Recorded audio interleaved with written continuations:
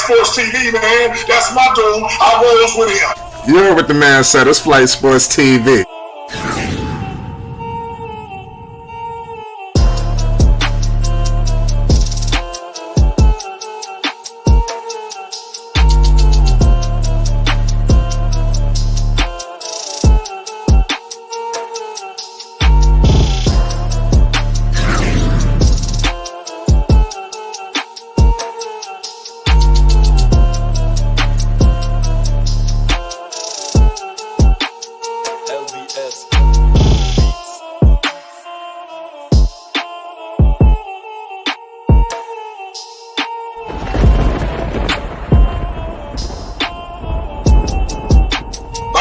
Flight Sports TV, that's where it's at. Flight Sports TV.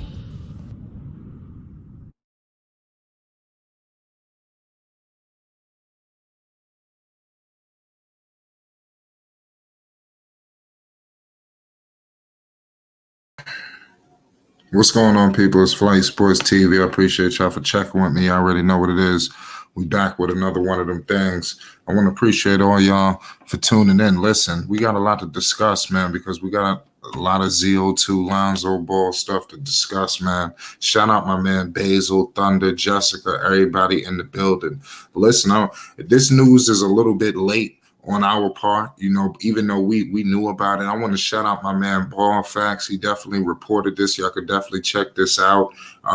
Pretty much Lonzo Ball was spotted in the gym working out, you know, in the weight room, you know, so you clearly see him on his feet. And that's something that, you know, he seemed very energetic for the little bit of snippet that we were able to see.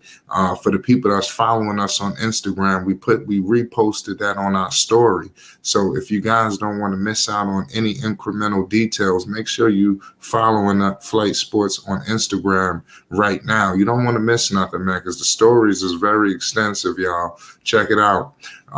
But I think this news of Lonzo Ball, you know, being spotted in the weight room and moving, you know, very smoothly out there, especially compared to the way we heard it right before past season, because of the news that we heard past season was catastrophic. I mean, you would have thought something happened for real. I mean, the way the news was coming out, Lonzo Ball was talking about, oh man, I can't run, I can't jump, it's hard for me to walk up the I forgot exactly what was said, but it seemed like it was tough to just do daily, you know, movements, you know, so many words what he was saying. So to see, you know, a different level of pace and a different level of energy, I seen a lot more smiling going on instead of so much slumber going on. So let's hope that this translates, you know, to the floor, you know, that now we can move to the next phase of all of this situation. Okay, he's training, he's back in the gym.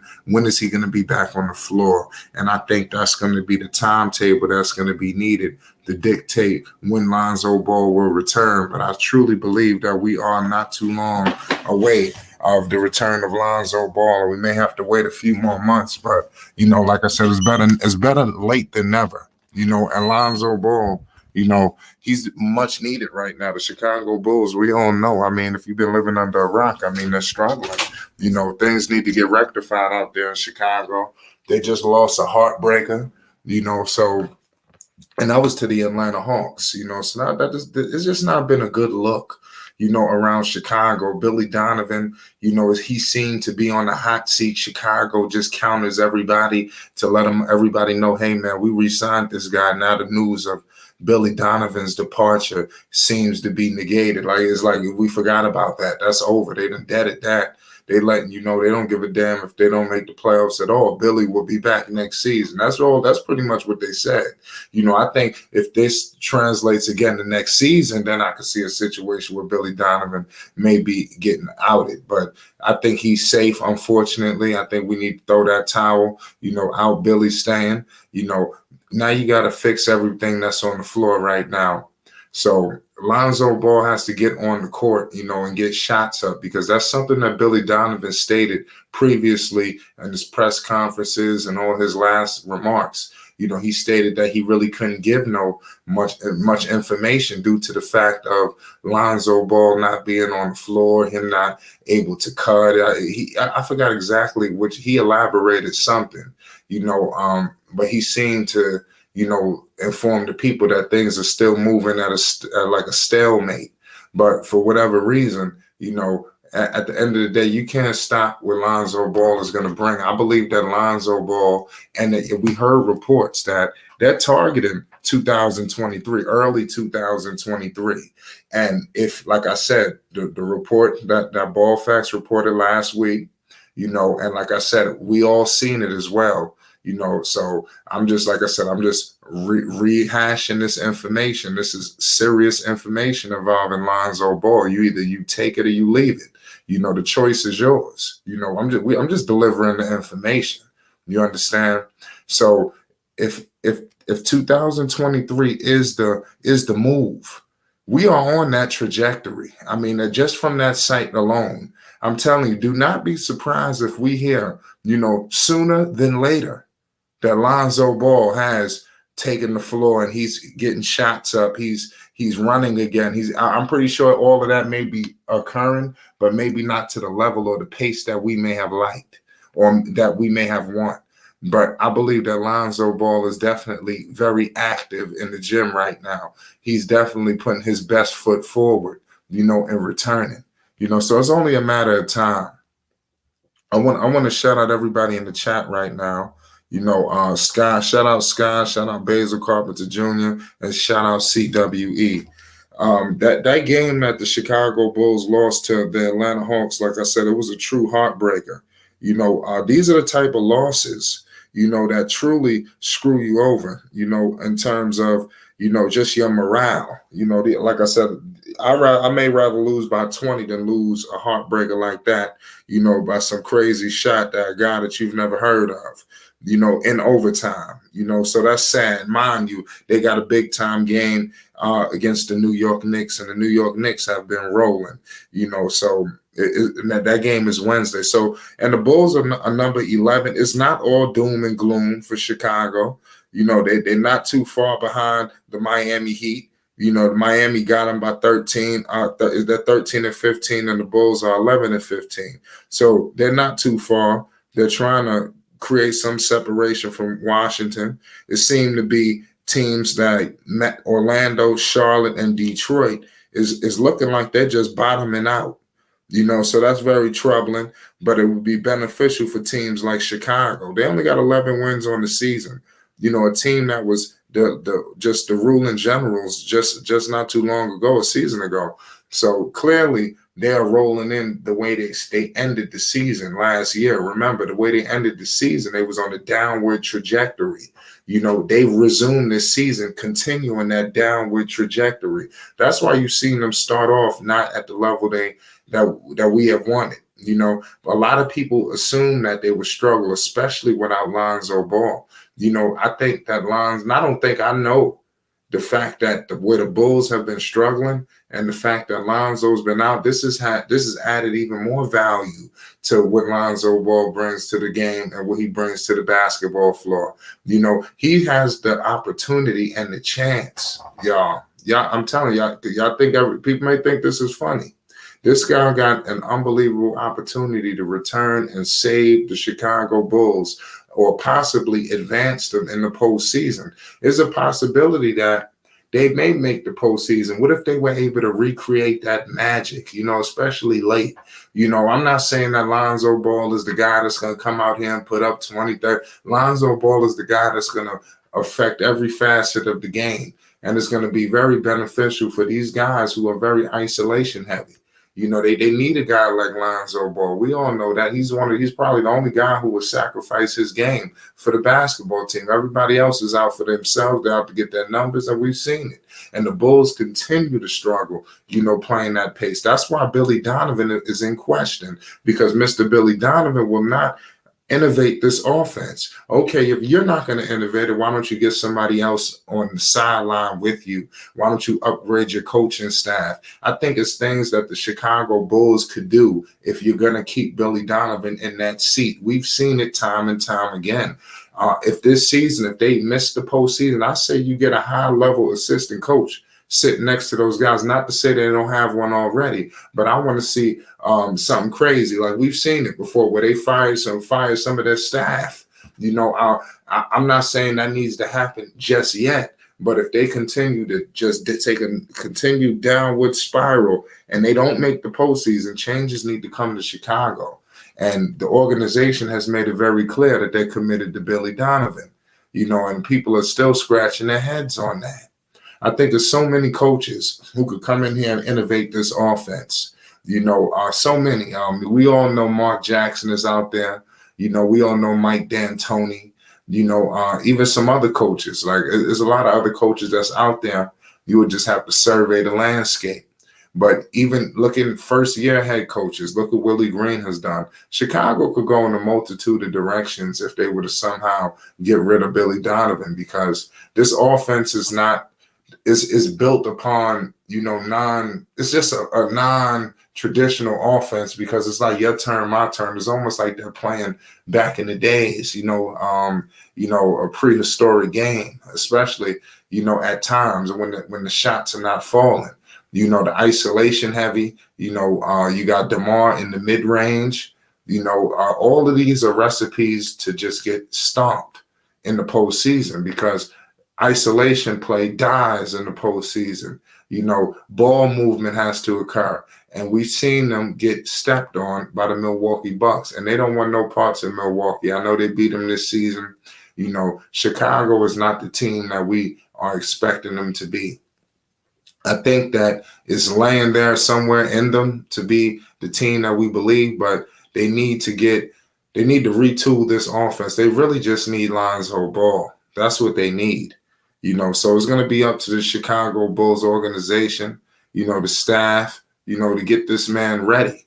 You heard Billy Donovan said there's so many people with hands on deck trying to help him out. It's not one person. It's not you. You got the Chicago Bulls helping Lonzo, and you have Lonzo Ball's own, medical staff. If I'm not mistaken, he has some kind of people helping him out as well. So you got a lot of hands on deck. So I believe everybody's pulling for 2023 for him to return. I say somewhere after All-Star break at the latest, in my humble opinion. I think if everything goes right, I think you see him moving, you see him in the weight room moving and grooving, and that was just a little snippet. Lord knows what else was going on while the cameras wasn't rolling. So I think if he continues this, where we in December, I think we could have a big January for Lonzo Ball. I think he continues to strengthen, get his knee right, because you heard the situation, what happened in the first place with the knee. It was a lot of debris in there. They had to get that out. Things that they should have rectified on the first surgery, but for whatever reason, he had to go back in there, which always was a possibility, even after the first one, so even that was just worst case scenario, because if we remember, LeVar Ball had did an interview. I think it was on the Dan Patrick show, if I'm not mistaken. And then they had asked him, they said, what's going on with Lonzo Ball? And then LeVar Ball did kind of deflect the second surgery. He was kind of leaning towards not even going that route, So it was unfortunate, the fact that things were not rectified that first one. So he had to go back under the knife. But at the end of the day, it is what it is. Lonzo Ball now is on track. They have rectified the situation that has got him stalemated. Now it's time to turn up the heat. It's time to accelerate. It's time to get moving. It's time to get rolling, goddammit. It's time for the return of Lonzo Ball. And we're going to be documenting every second of it, ladies and gentlemen. We are still patiently awaiting the return of ZO2, y'all. And it's been a long time coming. It's been, what are we rolling on, a year of no Lonzo Ball? This is a tragedy. You're talking about a guy with and the sad part is he was just on that upward trajectory when shit got cut for him, and that's what hurts the most. He was just getting rolling. The Bulls were percolating. He was on a winning basketball team, and now you see the Bulls are not even a winning team right now, in the East. You got teams that, and I told the people that the East was going to be dangerous this year. You had a lot of teams, that people wrote off, but they're going to be competitive. They're going to be right there all season long. So Chicago got themselves in a serious, situation, man, in order to make the postseason, man, because there's a lot of teams fighting for that spot. And the Bulls could truly get lost in the shuffle. We got a long season. These teams ain't going to take their foot off the gas. Boston and the Milwaukee Bucks, they're going to be fighting for that number one spot. You got teams like Indiana. Who's seen that coming? 14-14. New York, I told y'all New York was trying to get back. So look what Chicago has to battle against. Mind you got Washington on your heels. They trying to get to the playoffs. They got Porzingis and Bradley Beal. They think they could do something. So you got so much going on not in the Bulls' favor. And they have found themselves in the worst situation that you could find yourself in, which is battling to get into the postseason, because you're going to have all of these teams in this logjam. The Bulls are going to get themselves caught in a serious tornado. If they went on somewhat of a streak, they could turn things around. But do you seriously, in your heart of hearts, see the Chicago Bulls going on a 5, 6, 7 game win? I just don't see it happening. And that's what it's going to take for them to get out of this hole. And if they did that, they could climb out, and possibly get to the top seed, because it's not too far away. It's just the Bulls are just playing on a downward trajectory. And that heartbreaker that they took, to Atlanta, don't be surprised if that loss lingers. Those are the kind of losses that linger on, for a multitude of games. That's just my humble opinion. That's just what happens. Shout out Rap Guy Reloaded. I see you in the building. You said LeVar says Zoe had bone fragments in his left knee. Yeah, that was the reports, that came out with the knee. But things were rectified in that situation in this second surgery. So now we're just waiting on, Lonzo Ball to take the floor, to truly, get things going, and we can really see what this whole situation is all about. And I believe that Lonzo's going to come back better. He came back better every single year. All Lonzo really have to do, because he will be coming back, in the shortened season? You just got to come back and do what you do. Facilitate this offense. I think they're going to be dying for this guy to come back and take over this offense. And if they don't, they just stupid. And they need to figure out what's going on with Billy Donovan. If they would have somehow, if Lonzo was to get back and they continue to misuse him, especially, I don't think that's going to happen. No, I think the appreciation for Lonzo Ball has grown even more, the fact that he's been out, and it started last season, because you heard this guy, DeMar DeRozan, just fawning out the mouth, for Lonzo Ball. He just couldn't, express enough love and affection he had for Lonzo, and on everything that Lonzo brings to the game. So that's really, that needs to continue at the end of the day. Lonzo got to come back and bring everything that he brought last season. You got to allow these guys to be them. You got to, possibly, like Lonzo's going to be controlling the ball. Obviously, there's going to be isolation play, but I think that balance is going to be needed. And I think Lonzo Ball, he's not only going to help out, Zach and DeMar and Vooch. I think it definitely helps out, a Patrick Williams. I think it helps out some of these shooters, that has been in a slump, or up and down situation. You never know when they're going to come alive. It's very inconsistent, and I think you need to get a point guard like Lonzo Ball who could get them consistent looks, so we can have consistent conversions, because it's just too frenetic right now. It's too up and down.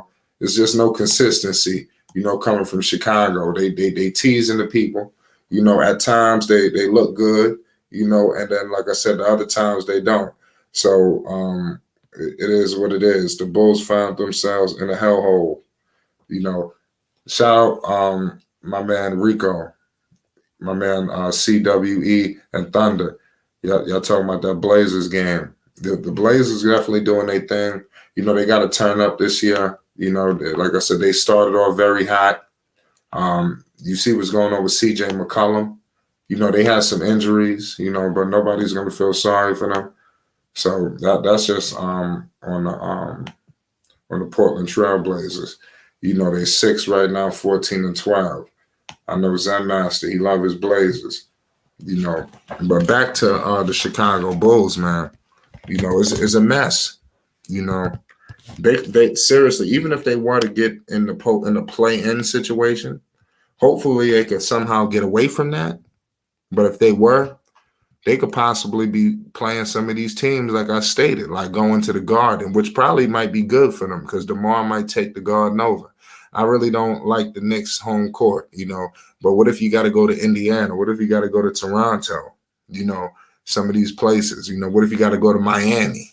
I don't think that's a game that the Bulls really want. You don't want to see Miami, in the play-in, to get into the postseason, especially in Miami. And you got Jimmy Butler. It's just a bad situation, and a situation that they can somehow get out of. You got to get out of this play-in tornado that they have found themselves in. And I think it could be done. They just got to string together some games. Next, like I said, is the Bulls. I mean, is the New York Knicks. I'm gonna take a look at their schedule right now so we can see if there is any kind of way that they could string together a handful of victories. They got a home. They got a back-to-back with the New York Knicks. What's going on with these games? Where they playing these games like back-to-back? That's crazy. They just did this with the New Orleans Pelicans. You got the New York Knicks twice. So if you're the Bulls, what if you were to sneak both of these games? I think you put yourself in a good situation. But let's say they split it, which was more likely, to happen. If they lose both of them, man, they in trouble. Because after that, you're gonna have the Minnesota Timberwolves. The Timberwolves, their situation is what it is. You got to try to get that game too, and that's in Minnesota. And then after that, you got Miami and Atlanta. So and then New York again. So you're going to have yourself a crazy. These two games against Miami and Atlanta is not going to be an easy game. And they're going to be back in Atlanta where they just won that game. I forgot the guy's name. Like I said, they losing to no names that nobody never heard of. And that's the worst situation in itself, to lose to somebody that nobody never even heard of this guy's name. That's foul. So they just gotta pick up the play. In my humble opinion, that's it.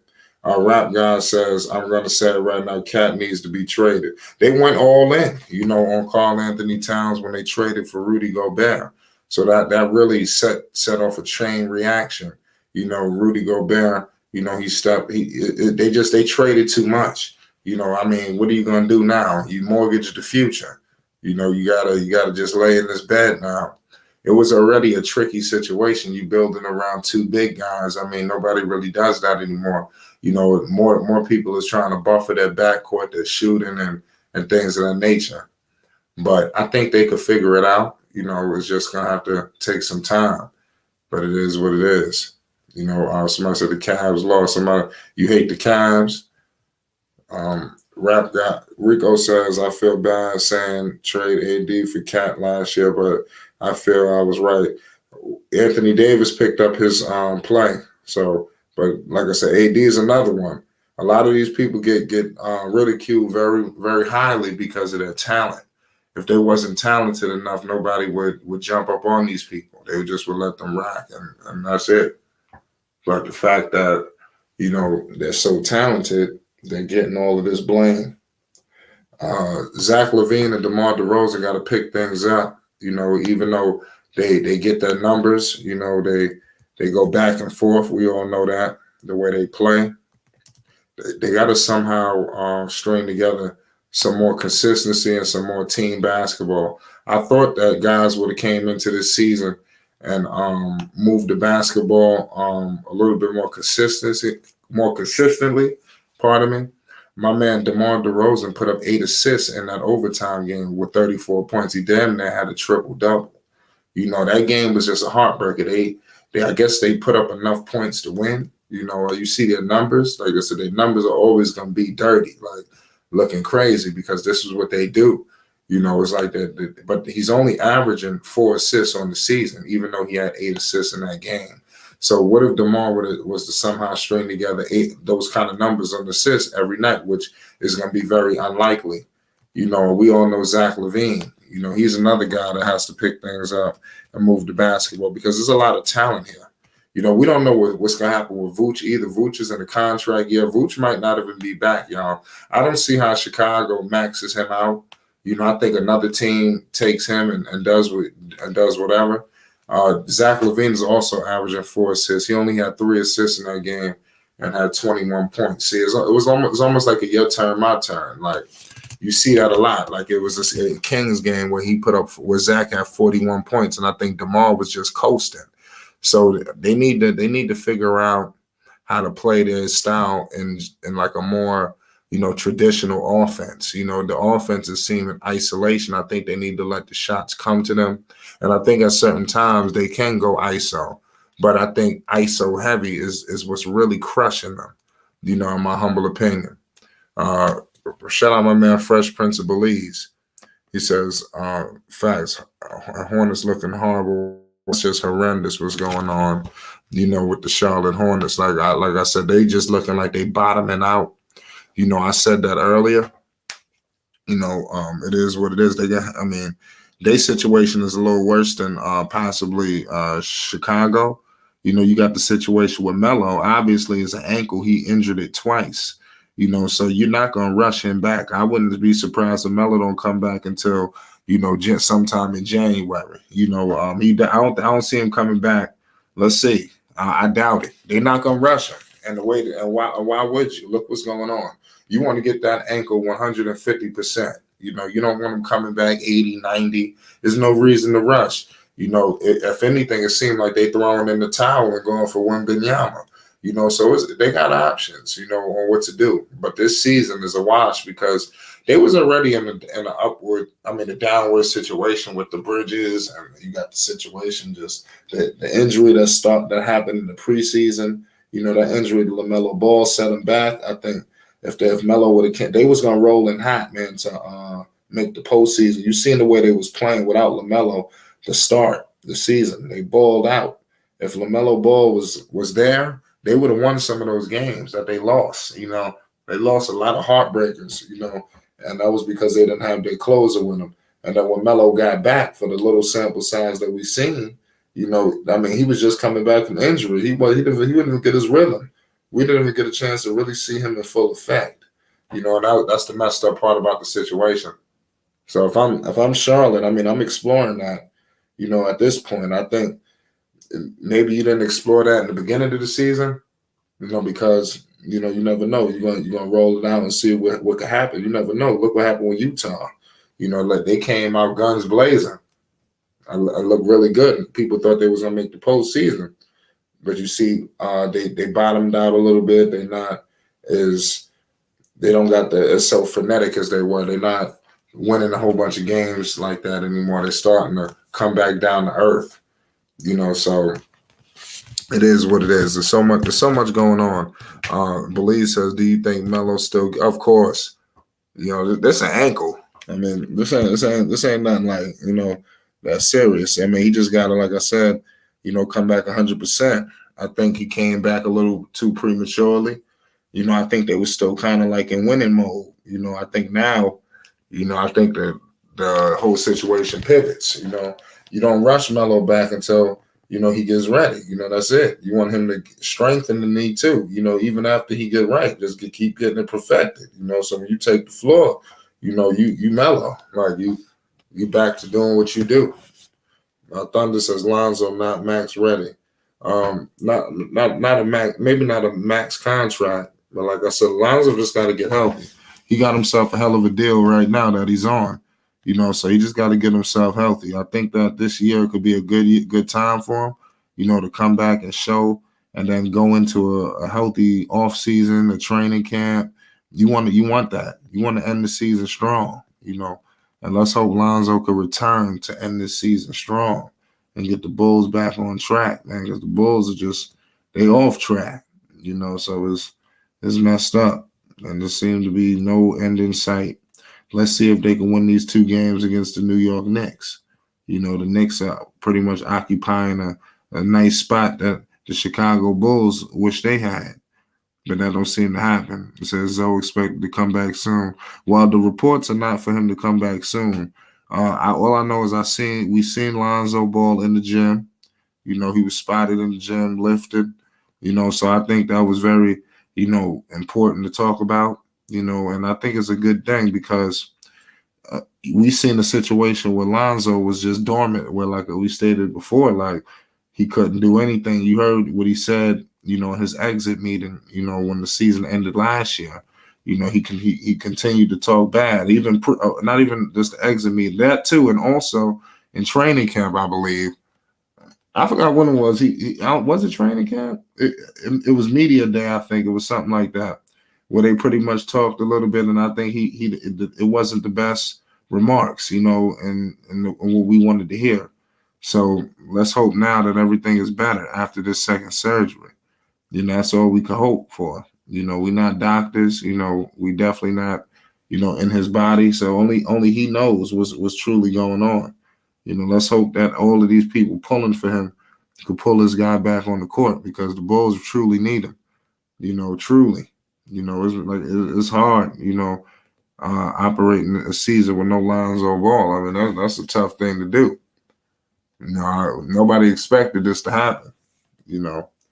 I thought Lonzo would have put this injury behind him a season ago, but it didn't happen that way.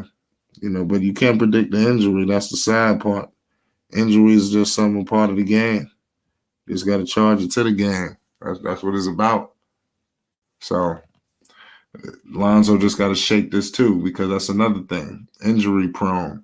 Lonzo could get that injury prone tag. You don't want Lonzo to continue the injury prone tag. I think he could get this quickly removed. It's going to have to take, him to string together some consistent, healthy, definitely finish the year if he returns, and he gonna have to finish next year. If he was to finish this year and then with no hiccups, go into the offseason strong and finish the whole entire season next year, do the postseason, I think you kind of shake off all of that BS, but that's what it's gonna take. Shout out, I see some trades in the chat. GDIH says trade DeMar for Julius straight up. Hey man, that's I don't know. Would the Knicks do that? I mean, DeMar wouldn't be bad in New York. That could be something different. Are you ready for Zach LaVine to really, is he ready, to take over the show? You're going to need Lonzo Ball with Zach LaVine. That's the thing. This ain't going to work until Lonzo Ball get back. That's just the point blank. It's just the period. At the end of the day, that's the fact, the cold-blooded fact. The Chicago Bulls are going to continue to struggle until the return of Lonzo Ball. He is truly needed here, So no matter if they was to trade Julius, they're going to need Lonzo Ball to make it make sense, because Lonzo got experience with Julius. And like I said, that's just hypothetically speaking. I'm hearing the Lakers. I don't understand how that benefits, Chicago, unless you're doing like a soft reset.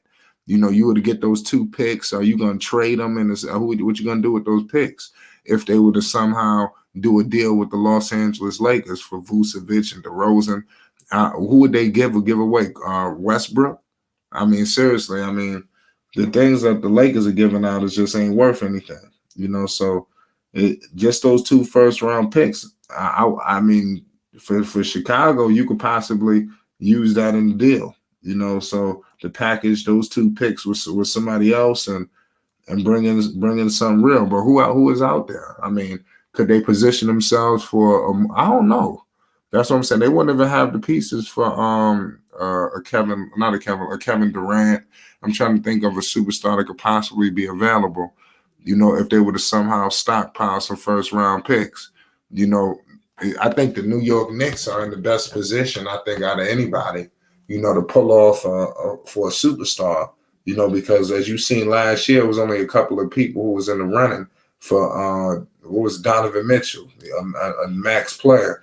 It was just them, Cleveland, and I believe it was Charlotte who was in the running. So those are the only teams who really got some money that could sign somebody. And Charlotte got no history. And that's another thing, us LaMelo Ball fans, just to talk about Charlotte one more time, they have no, history in paying players or bringing in the right assets to win. That doesn't seem like a thing that Michael Jordan does, on a consistent basis. But for whatever reason, it is what it is. There's a lot that needs to get rectified here, and the change. I don't know what change that is. They change up so many GMs, but nothing's getting done. When Kupchak was in LA, things was getting done in LA. Moves was getting made. Why are we not seeing the moves? Well, what the hell is Kupchak doing there? When they hired Mitch Kupchak, I know a lot of people thought that, hopefully some moves could come from this. They're not even really showing much of a presence. And that's the sad part. They gotta show more of a presence, out there. So it's sad. It's truly sad, what's going on. Shout out GDIH. Y'all talking about my man Julius. Yeah, Julius with Lonzo Balls is definitely ideal. That's why I said it won't make sense unless Lonzo is there. And that definitely gives them a different dynamic other than Vucevic, because Vucevic is just not the perfect ideal center, to pair up with Lonzo and even some of the players on the Chicago Bulls. You need a ferocious defender down there to clean up the boards and things of that nature. You can't have all of that going on. You gotta have a glass cleaner, out there, and they really don't have that. I think my man, the center, what is it, Drummond, who they picked up? He's just a little ahead of over the curve now.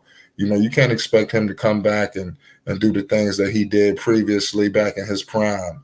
You can't expect that. You just can't. And then you got Vucevic. He's supposed to be a starting big. He want to be a power forward. He's having the Karl Anthony Towns syndrome. Where you need to be in the paint, but for whatever reason, you're playing all out in the perimeter. And like I said, they're gonna hurt themselves behind that if they don't somehow fix the way they're playing. Moves got to get made, but I don't know how it's going to get made. But Vucevic is a guy to look out for to be moved due to the contract. I don't see Chicago maxing him out, and I think he's going to be looking for big money. Definitely, the teams are going to be paying that. I don't know who, maybe who may pay that. There's teams out there with some money. I would look at Detroit. I think Detroit is a team to look out for Vooch. You heard their names and a lot of moves like Bridges. Bridges' name was up in there. So there's a lot of ways that they can go, in my humble opinion. Somebody says Obi. They definitely, Obi not going nowhere unless they're going to trade for a superstar. Knicks going to pay anything. DeMar would be good in New York. I ain't going to lie. I would do that. I would do that move. I would trade him for DeMar DeRozan because DeMar DeRozan is a player that the New York Knicks don't have, and I think he could possibly, mentor, the other wings that we have on the roster to be like him, or even a better version. I think R.J. Barrett would benefit playing next to him, in my humble opinion. So we just got to see what happens. Belize says Obi definitely staying in New York long term. That's only if a move was to arise, because his name was he was going to be moved in that Donovan Mitchell trade. So we got to see if he continue. I don't think any of the Knicks, they are starting to move up the ladder, but nobody really is a lock. Like, he's like, there's no hands on. It's just, you cannot trade this dude. I don't think anybody has achieved that status, including R.J. Barrett, even though a lot of people might want you to believe that. He hasn't achieved that just yet, at that status where he's untradeable. He could be moved. He ain't solidified nothing yet. He hasn't won anything. He never brought the Knicks he didn't really do not much when they got the Knicks. Let's see what they do if they get to the playoffs this year. I think this is the year to prove it, but he definitely, you see what's going on with Cleveland, and that's what hurts the most, because it's like they held on to these guys. Quiet as kept. R.J. Barrett's name was heavily in that deal, for Donovan Mitchell. And I think he was the deal breaker where, what they kept continuing with R.J. Barrett, the move wasn't going to be made. So, it is what it is. I just wish that we was that team. Cleveland was the 3rd seed right now, and they were not too long ago. It was like, the 2nd seed or something like that. So they're going to be in a good situation. And the Knicks could have been right there. They're not too far away, though, but they would have been right there. That would be crazy if they played in the playoffs. But the thing about Donovan Mitchell, is he's a player that the Knicks just don't have. That's why I was saying they need to keep my man, what's the guy's name? They need to try to get DeMar DeRozan because DeMar DeRozan is the player that the Knicks don't have, that dynamic scorer. What's the deal, Uncle Vern? Shut up, my man. Yeah, that's Dave. Shout out to Flight. Shout out to Flight Sports TV. Shout out to you, Flight. Hey, I think you're right. Matter of fact, I know you're right. A Donovan Mitchell type player. You understand me? Be a good player out there. You understand me? And New York need that because they need that on that offensive side of the ball.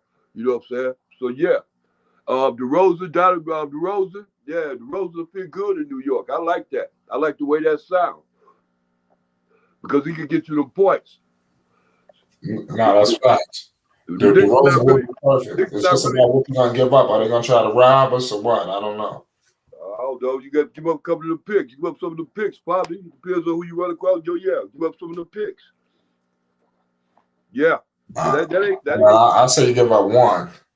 All right, that's all. Just one. You try to give them some of the other picks too. See, the Knicks is slick. You know, the Knicks got Dallas picks. They got all kind of picks, but they got picks that might not really be worth nothing. They try to hold on to their picks. You know, so I mean, the Knicks got a lot of picks, man. They if a superstar becomes available, the New York Knicks is gonna be in the driver's seat of that deal. But you see something like the Knicks was in the driver's seat of the deal with Donovan Mitchell. They just didn't want to pay what was needed. Right. You know, what's good, Belize? Yo, shout out to the channel, shout out to the chat. You know, we out here. The new ESPN is like I like to call it.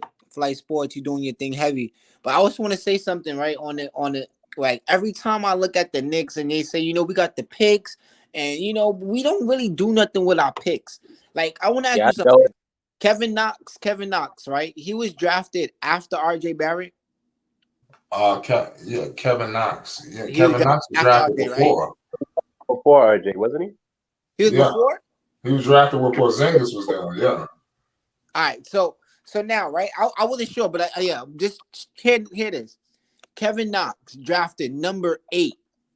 In that draft, it hurts me every time, Flight, and I know it's gonna hurt you now because I know you probably overlooked this. But can you remember that Shea was drafted number 11? Yeah, no. I mean, shit, they could have got Landry Shamet. He was the next pick, right? They could have got him. He got number 11 by the Clippers. Like, and it's so crazy. Like Kevin Knox, bro. You could have got anybody besides him. You could have got, like I said, you could have got Landry Shamet. You had Garland at 10. No, Garland came in the year when LaMelo came. I know that they missed on Donovan Mitchell. We got Obi that year. We got Obi over Garland that year. My fact. But still, man, it's just tough, man. It's just tough to see that we be saving the picks and we don't do nothing really with them. Like, but I mean, the picks ain't been so bad lately. Is that was a bust? I mean, they ain't been no major hits, but Obi Toppin, you know, quickly, you know, with Grimes, RJ, they not trash, you know, but they not no home runs either. Yeah, they get rid of them already. I mean, the picks they was getting before, like the Hills of the world, but just screwing the draft up. All right, what's good, Rico? What you said? But when you say the Hill of the world, right? Like, they not trash, like you said, they good. You just got to develop them over time, but you're not doing it. I don't get it. But hold on. Let me just fight this one because you brought up the Hills of the world, right? But look, when you bring up the Jordan Hill draft, right?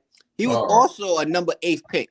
We had, all right, granted, Curry was number 7, and that hurt it, granted. But Paul George got drafted to Indiana, number 9. We still went with Jordan Hill over Paul George. Jordan Hill, nice on my Lakers. Thank you for drafting him. I'm just joking. Saying, I didn't even know you drafted him. That's crazy. and then the Knicks got what was it, Mitchell Robinson? I think he was a 2nd round pick. You know, so the Knicks been making better picks. No, better, yeah. But I'm just saying, like, we really been doing bad when it comes to picks, bro. It's tough. Mitchell Robinson should have been a 1st round pick, but I think I think he got out of school. It was something going on with his situation. Yeah. But I mean, the Knicks do got a lot of picks right now, and we can flex and play around. So it will be interesting to see like if any teams is ready to get rid of a star, like or a team is trying to like rebuild and go in a different direction. I It's look all at a about what guy, star we talking about too, because if they want to trade Bradley Beal, I think you hold out on that. But what if Damian Lillard become available? The way Dame playing right now, he better have a 50 ball. and that same thing with Bradley Beal. Like I don't think Bradley No, I Beal is think gonna I get think I out of think you there. hold out on Bradley Beal. Bradley Bill looking like he got Kuzma and Porzingis. He looking like he got a nice little squad over there to continue, to build Yeah, with. that's why I said I don't even see who will be the superstar. That's what I'm saying. I don't see it. Yeah, I don't see nobody neither. Honestly speaking, unless you gonna That's go a for good like question. Who's somebody, the unless you gonna go for defensive like a superstar? hidden gem in Michael Porter Jr. in Denver. Oh hell no. I could see, Would you somebody say like that in New York could do Towns? good. Would you say Carl Anthony Towns is the next one? The next big like star Oh player to yeah, get yeah, drafted? yeah. That is true. Some might He go could do down to Minnesota. something like him could be good in New York. Cause then you could Yeah, see that's a great Minnesota point. trying to rebuild with the Gobert, Julius Randle for Cat? You don't think so? A Julius whole for bunch of Cat. I picks. like that. We I might be like able to that. get the point guard too. Well, who's the point guard? Russell. Not like you still have to add I other wouldn't pieces. want D'Lo. I'd rather D'Lo stay with Julius Randle, Right. in my opinion. You're right. Good You know what I point. mean? I'd rather him stay over there with Julius Randle and have And Gobert in the Gobert. center. So then they kind of got a Yeah. smaller power forward, so they could go that small ball. They'll have better arrangements. I think that would be a goal one. That was a good pick, bro. The Cat defensively. Yeah, He'll fit better what I do. yeah. Cat would definitely fit, and then he could fit with a Mitchell Robinson too, more than a Gobert. Probably. Or maybe he could fit more with an Obi Toppin at the 4.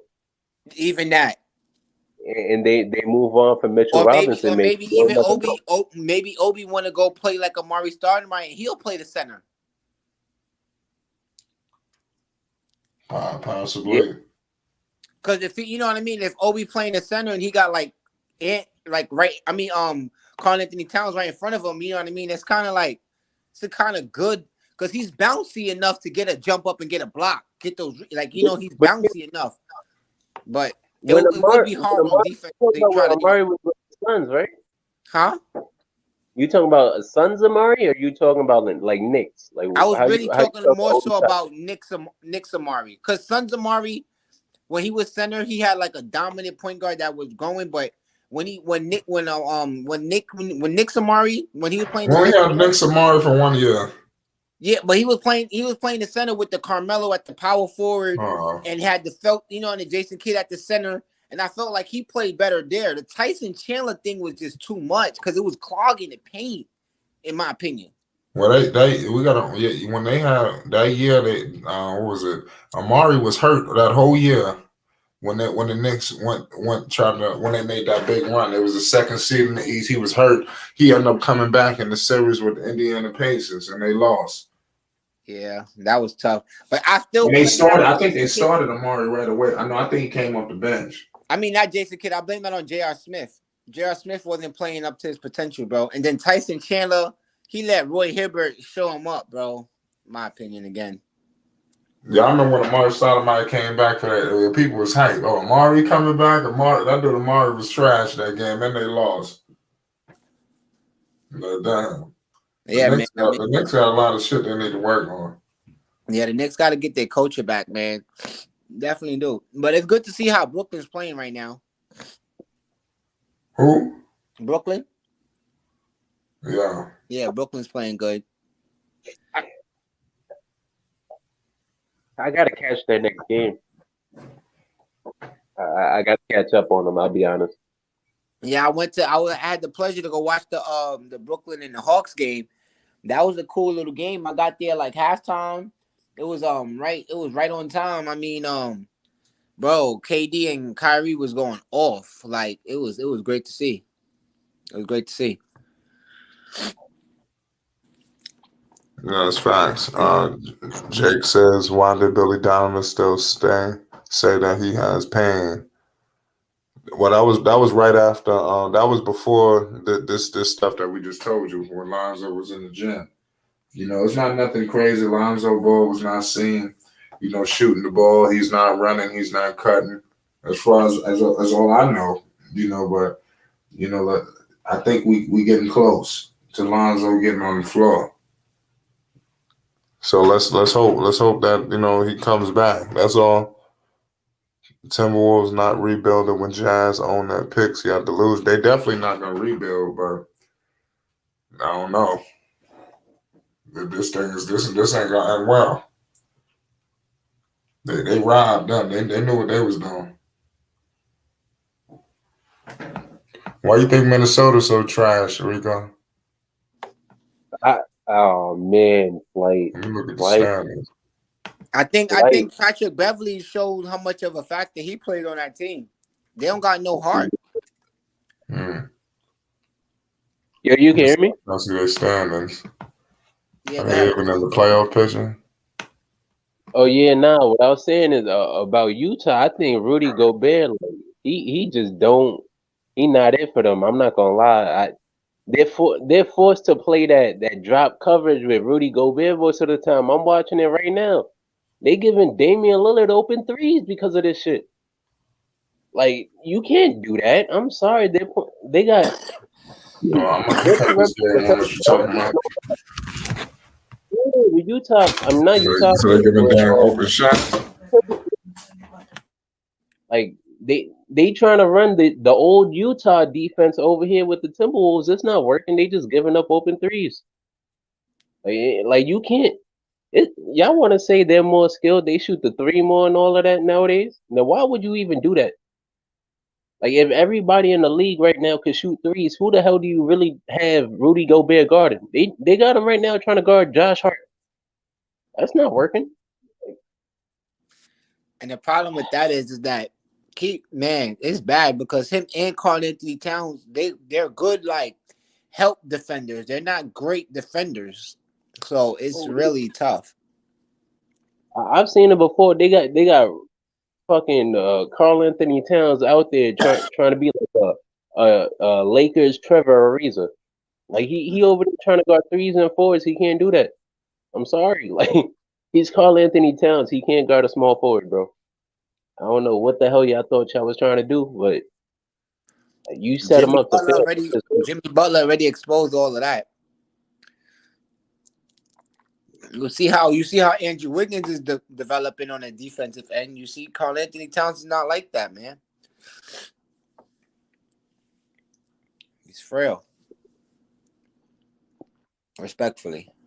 You see how your boy Zion is running? Like, come on. See how Embiid is running? Right. Towns can't move like that. Well, what's good, Fawn? What's up, Fly? You can hear me? Yeah. Shout out to them Orlando Magic. You already know. Hey, man, I'm just joining to give my little quick opinion real quick. I just joined the stream, so what's the news about Lonzo? Well, pretty much I was saying Lonzo Ball was seen spotted in the gym, training, and just not in the training. He was just spotted in the gym lifting weights. That's really the report. Yeah. But I think that report is good because from the reports that we heard before, where it seemed like everything was in a stalemate. He was in pain. He didn't seem to be in much pain. I actually seen some smiling going on. So I'm just hoping that now the next step is Lonzo Ball taking the floor. So we're gonna be documenting, every second, but what the hell is going on, waiting to return to Lonzo. I seen a clip. Is it the clip when he was walking around and he grabbed the weights and he started lifting them? Yeah. So like I said, we're like a couple of days late on it, but we definitely saw it, and we definitely want to report on it. And I believe it's definitely, soon something could go down. Where the next report is Lonzo Ball is on the floor. And for the people, I heard y'all was talking about the Wolves. Man, the Wolves, I'll tell you what the problem is, bro, is Cat, bro. He too soft, man. He not a bad center. Trust me, he's raw. But if I'm them, I'm moving on from him. I'm trying to get whatever I can get back, and I'm trying to build around Anthony Edwards. That's Cause why. So yo, on that take right there, right? I'm sorry not to cut you off. I'm sorry. Are you done? You finished? no, no, you cool, you cool. Because you said you wanted to get rid of him, right? So if you was to get rid of him, we were just saying like the Julius Randle. Now, to me personally, the way how Julius Randle and him play offensively is very similar. Now the difference is that Randle to me play with that little more hunger and that little more edge that I think that you're saying that Karl Anthony Towns don't have. So do you think that will be a fair swap? No, No. no, man. Look. Okay. I'm gonna be honest though. I don't know what Randall's doing this year. He probably could be having a monster year. I just don't know too much about him. I'm just saying though, from like the names and what I seen out of Cat, I mean that just don't seem like no fair trade. I mean no fair trade. You feel me? So then who will be considered a fair trade then for Cat? I mean depends.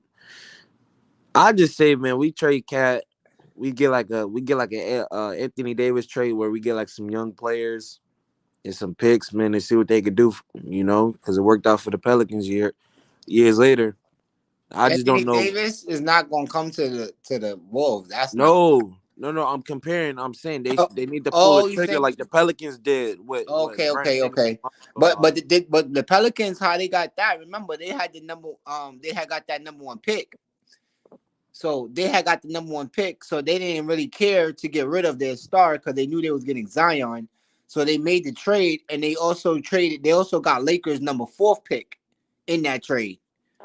So I'm just Yeah. saying the context of the trades. I mean, that's a high bargain. I don't even think Cat is worth that much because you're talking Lonzo, Ingram, Jason Hart, and the number 4th pick.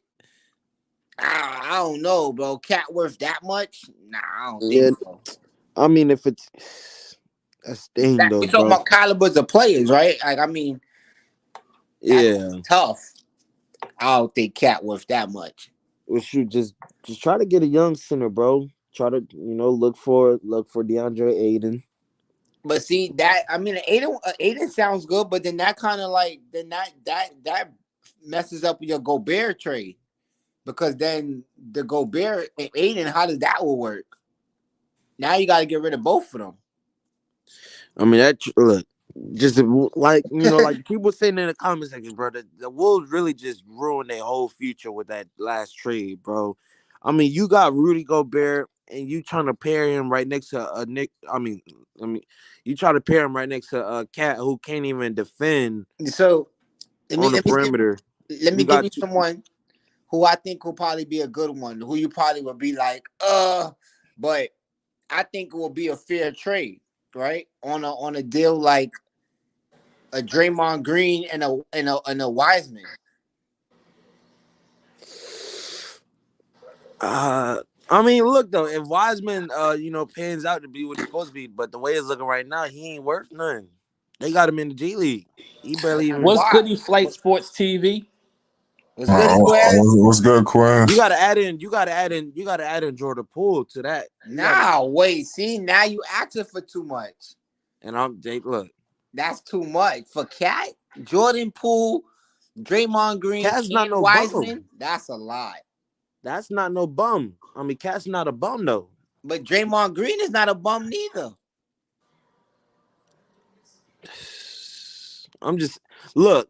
Draymond Green ain't no bum. We know that though. But I'm just saying though, I'm not giving up Carl, who's a decent 20 plus points per game score, and a decent, big man for just Draymond Green and Wiseman. James Wiseman. I'm not doing that. You gotta add me Jordan Poole. Nah. We gotta figure something else. So keep Wiseman. Poole and Green though definitely don't want to go back on the same team again. If anything, you want to get them separate. Oh yeah, I forgot. So You you know what I'm remind saying? me. We gotta be realistic here again. I just remember. Yo, Quez, give me a take on this. What you think, Quez? You We said we trying to got to shop. be We trying to realistic, shop. right? We trying to shop Cat right now. Y'all trying to shop Cat, but y'all trying to shop Cat for a pack of Franks. Like, that Oh ain't man, happening. Look, That's what I'm saying. You You really trying to shop him for a pack of Franks right now, Belize? he trying to make it seem like Cat just some random scrub. Hold on. Let me just tell you the reason why that shit sounds so ridiculous. Pardon my French, right? Now, Belize, What's you up? really tell me the Minnesota Timberwolves they want Draymond Green as the offset all-star, right? I mean, think about it.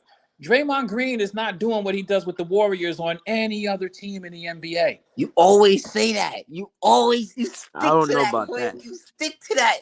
But But please tell me where else you think Draymond doing that? we don't know. We Portland, don't He's not Portland, know. doing that. He ain't doing that nowhere We else. don't Portland, He's the know. centerpiece. He's a Portland. centerpiece there. He's a fixture. You know what I mean? Like he ain't doing Portland. that He's nowhere back in the else. league, but he could do it in Portland. I'll tell you that.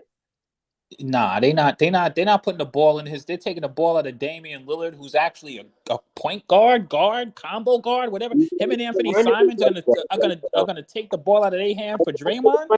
Bro, he not even in doing like that. He playing like a fucking shooting guard.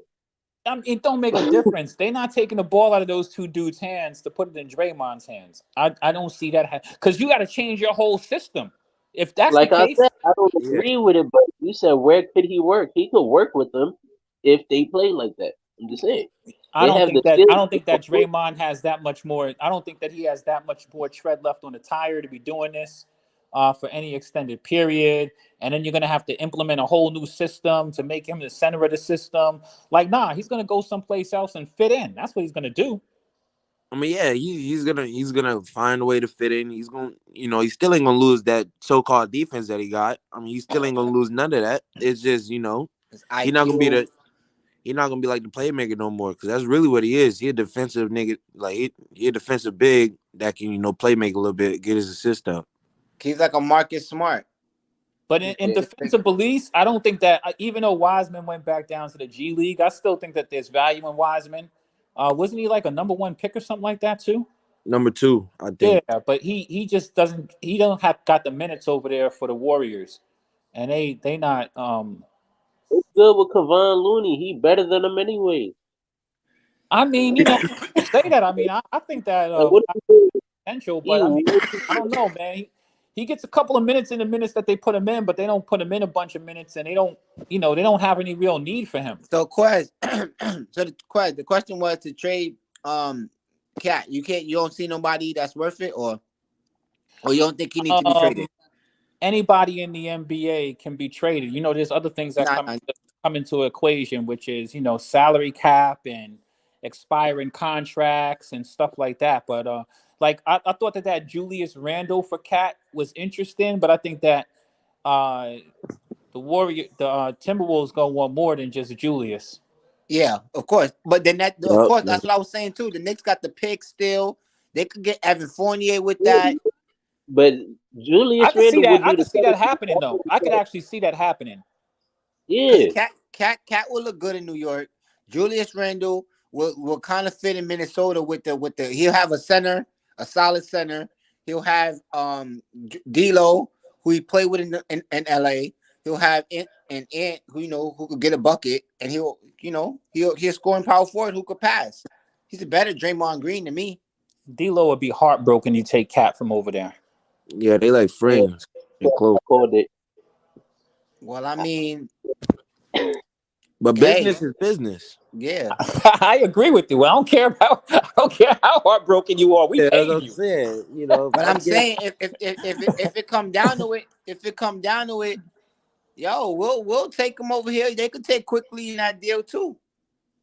What's so crazy is I just got finished. Me and Zen on our last Stay Lethal podcast. I don't know if any of you caught it. I talked about the Kardashian curse, and Yes, it's we talking about. just so interesting. One of the people whose name came up was Kat. Now, my man Zen, he's that thing is a little bit too serious about his takes on some of that stuff. If you ask me, you know what I mean. But if you really want to know the truth, my point is that you notice that every time a Kardashian graces these people, man, for some reason they just have these either epic collapses or weird stuff starts happening. You know what I Yeah. mean? Mm-hmm. And Cat, no exception. Cat has all the talent, but when is he really going to get over the hump? I mean, well, How do you Devin feel Booker. about Cat in the postseason? Do you feel as though you can trust Cat? I don't know. I don't know if see like I look at players like this. There are players that I feel as though can win a game or even potentially win a series for you, but Cat ain't on my radar for that in that list at all. Mm-hmm. Mm-hmm. Yeah, no, he's not there yet, bro. To He's me, talented. the closers will be D'Lo and Anthony Edwards. I would trust them to finish the game before Cat. I mean, if they traded him for a dude like Julius Randle, I think that Julius Randle could kind of work well over there with those guys. But I think Thank you. the future there is Ant. Ant is the future there. Yeah, That's what it should be, bro. He's He's a nasty. dude that you looking to build around over there.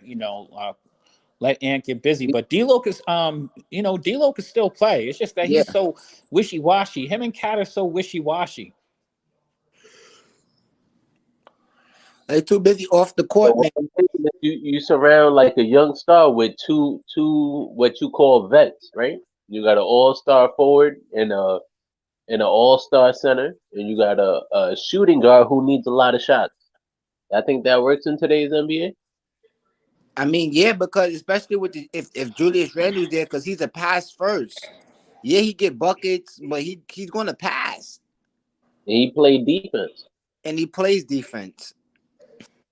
See, the thing is so crazy is I like Julius Randle. I feel like Julius and Cat are kind of in a similar space.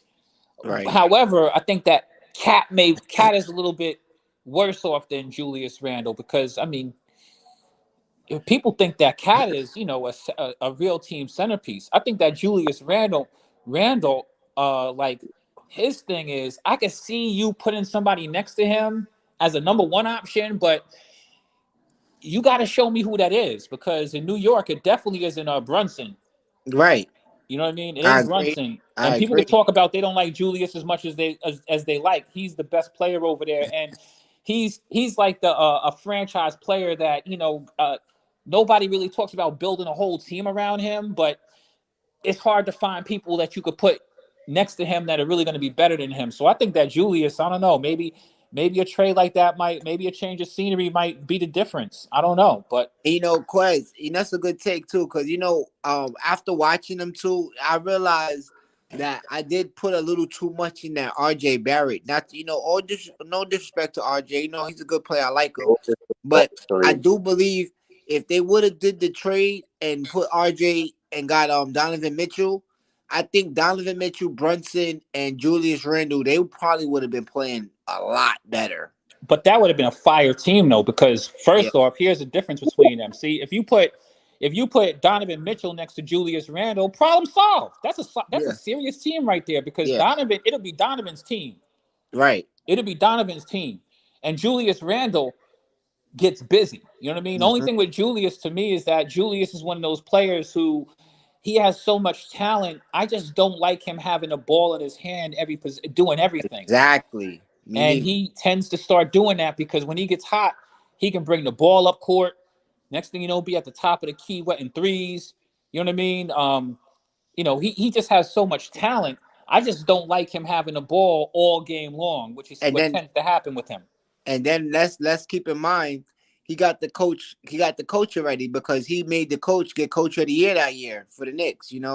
So it's like, that stuff right there, he got the coach eye, him, and Derrick Rose. So they get the green light. They get to do what they want, respectfully.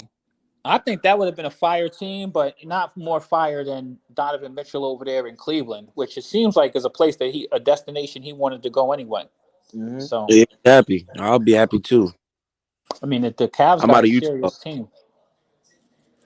Yeah, he out God, of Utah. He's in New York. He's on the East Coast. He's a New Yorker, so he's on the East Coast. He could rock out with the snow, get busy.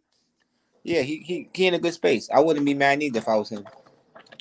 but Yeah, but Dame to 11. Julius Randle is an interesting player to look at because he's one of those guys to me who is a very quality player.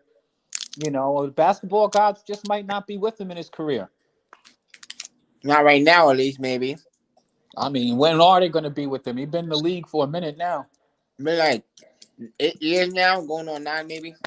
Come on, man. Oh yeah, What we yeah, talking about here? yeah. He's not a bad player at all. He He's came in the definitely. same year. He came in the same year as Andrew Wiggins. Andrew Wiggins just got his ring last year, so you know. Speaking of Andrew Wiggins, bro, can you imagine him being paired right next to Anthony Edwards right now? Right. I mean, that would be fire Yeah. because Would you'd you have a would young team. You definitely have a young team that can go some places. would you give up Cat for Wiggins or somebody else? Um, I would, it's the NBA, man. I'd give up anybody for somebody. You know what I mean? From the Yeah, I Warriors, would I'm do not it. giving up my Wiggins respectfully because Yeah, Wiggins. but I mean, it wouldn't be just Wiggins. He said for Wiggins and somebody else, maybe some money.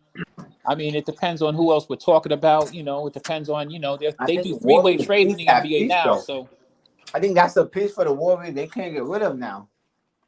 for That Wiggins, that Wiggins piece filled that KD piece in my mind. I mean, Wiggins is an all-star now, first off, and Wiggins still has upside. Even as good as he is, can you imagine what Wiggins would be if he weren't on the Warriors? Like, Wiggins actually can play. He can do Yeah, And that's more than what he does on that squad. as I'm yeah. saying, he averaging 19 with Curry and all that. Can you imagine if it's just him and Anthony Edwards being the primary ball handlers doing what they got to do? He'll be like a modern day Paul George. Yeah, I don't know, but I'll tell you one thing. I Yeah, think that Wiggins buckets has some on upside. the I wing think side. that that's interesting because I think that Wiggins has more tread on the tires than some of these other dudes. And That's if you're that a team, Canadian. if you're a team that's not getting over the hump, it couldn't hurt to shake things up. Yeah, Yeah. How tall is he? I wouldn't be mad at my Magic pull a trade. About six. like What? six Wiggins? nine. What? 6'7"? Yeah, I six think eight. he's Six. taller than Yeah. that. Six I seven. think Six he's I eight. think he's I think he's 6'8". I think that you hit the Yeah. nail on the head, Belize. Yeah, Yeah. About 6'6". Wasn't he 6'8". considered a bust for a little while? I don't No. know why, but yeah, What? he Where? was. When he was in Minnesota?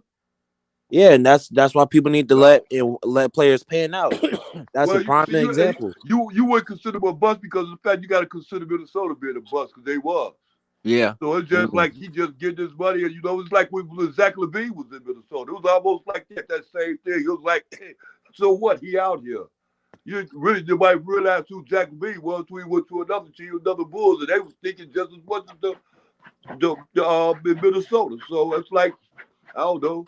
But when what's the name? When Wiggins Wiggins went went to the to right team. when he went to Golden State, you see how his game expanded because Yeah, of the fact that he was playing with another team and he was playing in a system that worked.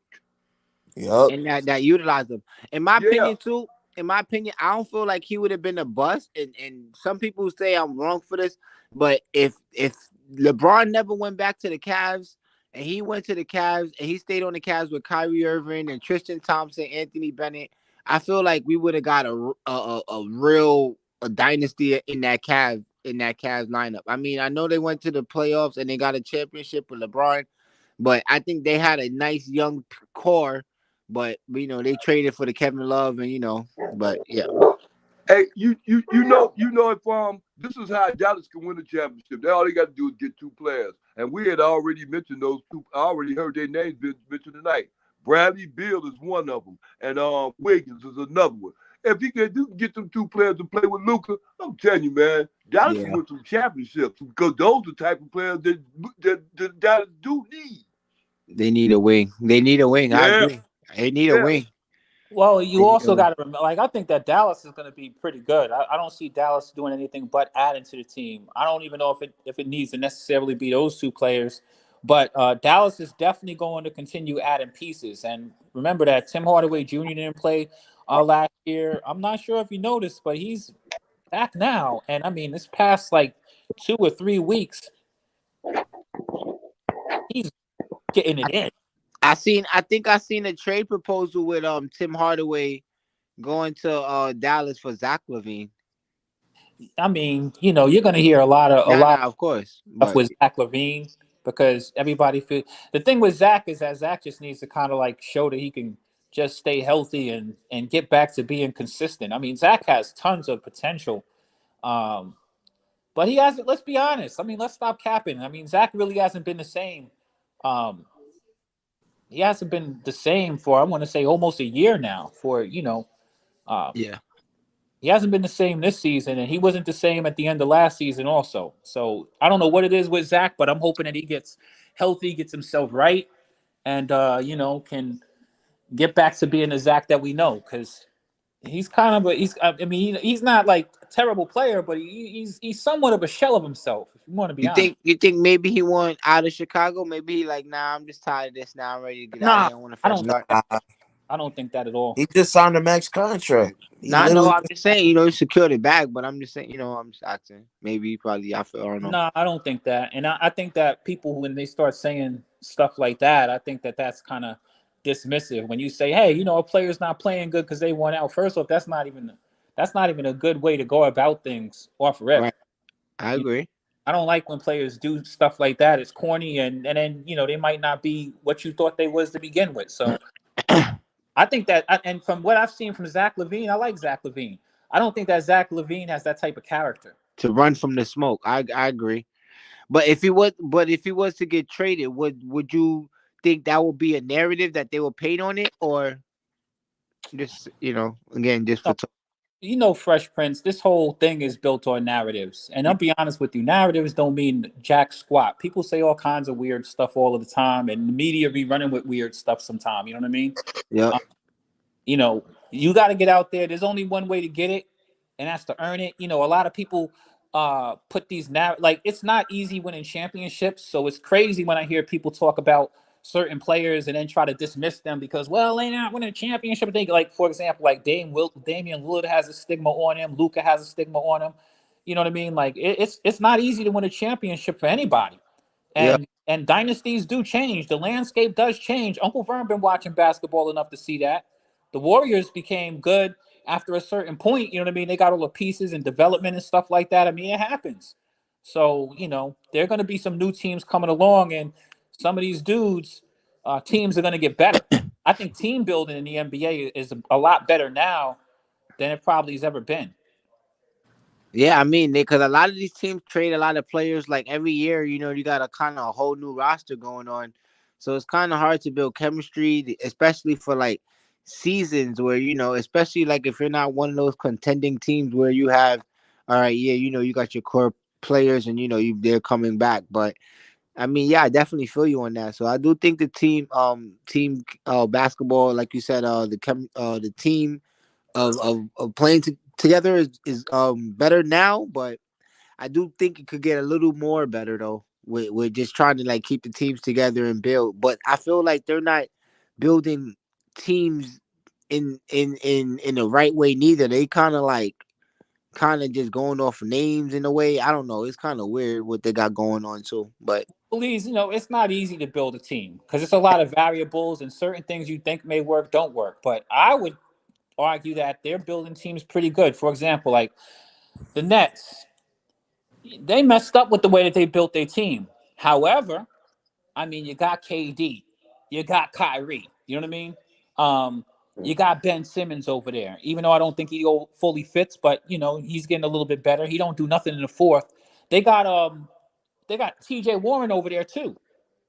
What they're yeah, lacking is they don't have any presence because they sold out their presence in the paint to get these guys in. Because if they would have still had Jared Allen around, this team would be, come on, everybody would agree that the Nets would be a way better team. yeah. Even still, I'm not sure if you guys have been paying attention because I'm hard on the Nets. Not one of my favorite teams. But the Nets are actually impressing me right now. They're playing good basketball. They're playing winning basketball. They're beating who they're supposed to beat.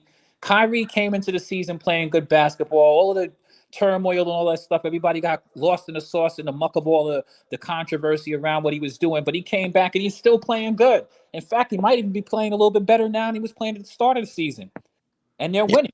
Him and KD are figuring it out, and they're winning with the people that they have. You know what I mean? So sometimes you don't really know, Belize, is what I'm saying. For example, look at the Celtics right now. Think about how long it took for Jaylen Brown and Jason Tatum To get it to figure together. it out. Remember, they got rid of my man Al Horford. They brought him back, right? Like stuff like this happens. It takes time to tinker with the squad. Look at the Cavaliers. You can't say that the Cavs aren't building well. I mean, after LeBron era, no more Kyrie. Look what they're doing right now. They have Nah, a great great point. Great take. Great take. Great take. You Oh, cooking. no, that was a good rebuild. They got some trades in. They got Jared Allen. They had some draft picks. There's Garland. I mean, they did a good rebuild, and it I was mean, quick. even to be honest, like not like when you cooking that and when you cooking like that, it's like the Sacramento Kings. Like nobody expected for them to make that turnaround after they made that trade. You know what I mean? With all of the young squad and Tyler Still Tyler Hollenberg and Halliburton. everything. Yeah, Mm-hmm. stuff you don't know. And I mean, even some of these teams that people think are trash, like the Indiana Pacers, will beat you. Yeah. Don't let the smooth taste fool you. You will get beat by the Indiana Pacers. By the Washington Wizards too, because Kuzma's balling. Yeah, and the funny thing is that the Wizards are still like a mid team. But I mean, when you go over there and you look at the Wizards, I'm glad that you brought that up, Elise, because you got Kuzma cooking, but it's not just him. You Yeah. got him. You got Chris Porzingis. Stapps. You still have Bradley Beal over there. You have a couple of other dudes that don't nobody talk about that every now and then get hot too. So I mean, that team is a team trying to figure it out. You know what I mean? So you never really know. And then the most important part is I think there's a process. So one of the things that I feel is that if you want to have a championship team, if you want to have a chance of having a championship team, it takes steps. So like we could love LaMelo, but one, you got to get to the playoffs. You're not going to win the Eastern Conference if you haven't even consistently got to the playoffs. That's first. First, you got to get to the playoffs. Then you got to play a couple of series, and then show that the dude that you're counting on is that dude that you can count on him to actually be able to win a playoff series or a couple of games in a playoff series. You follow what I'm saying?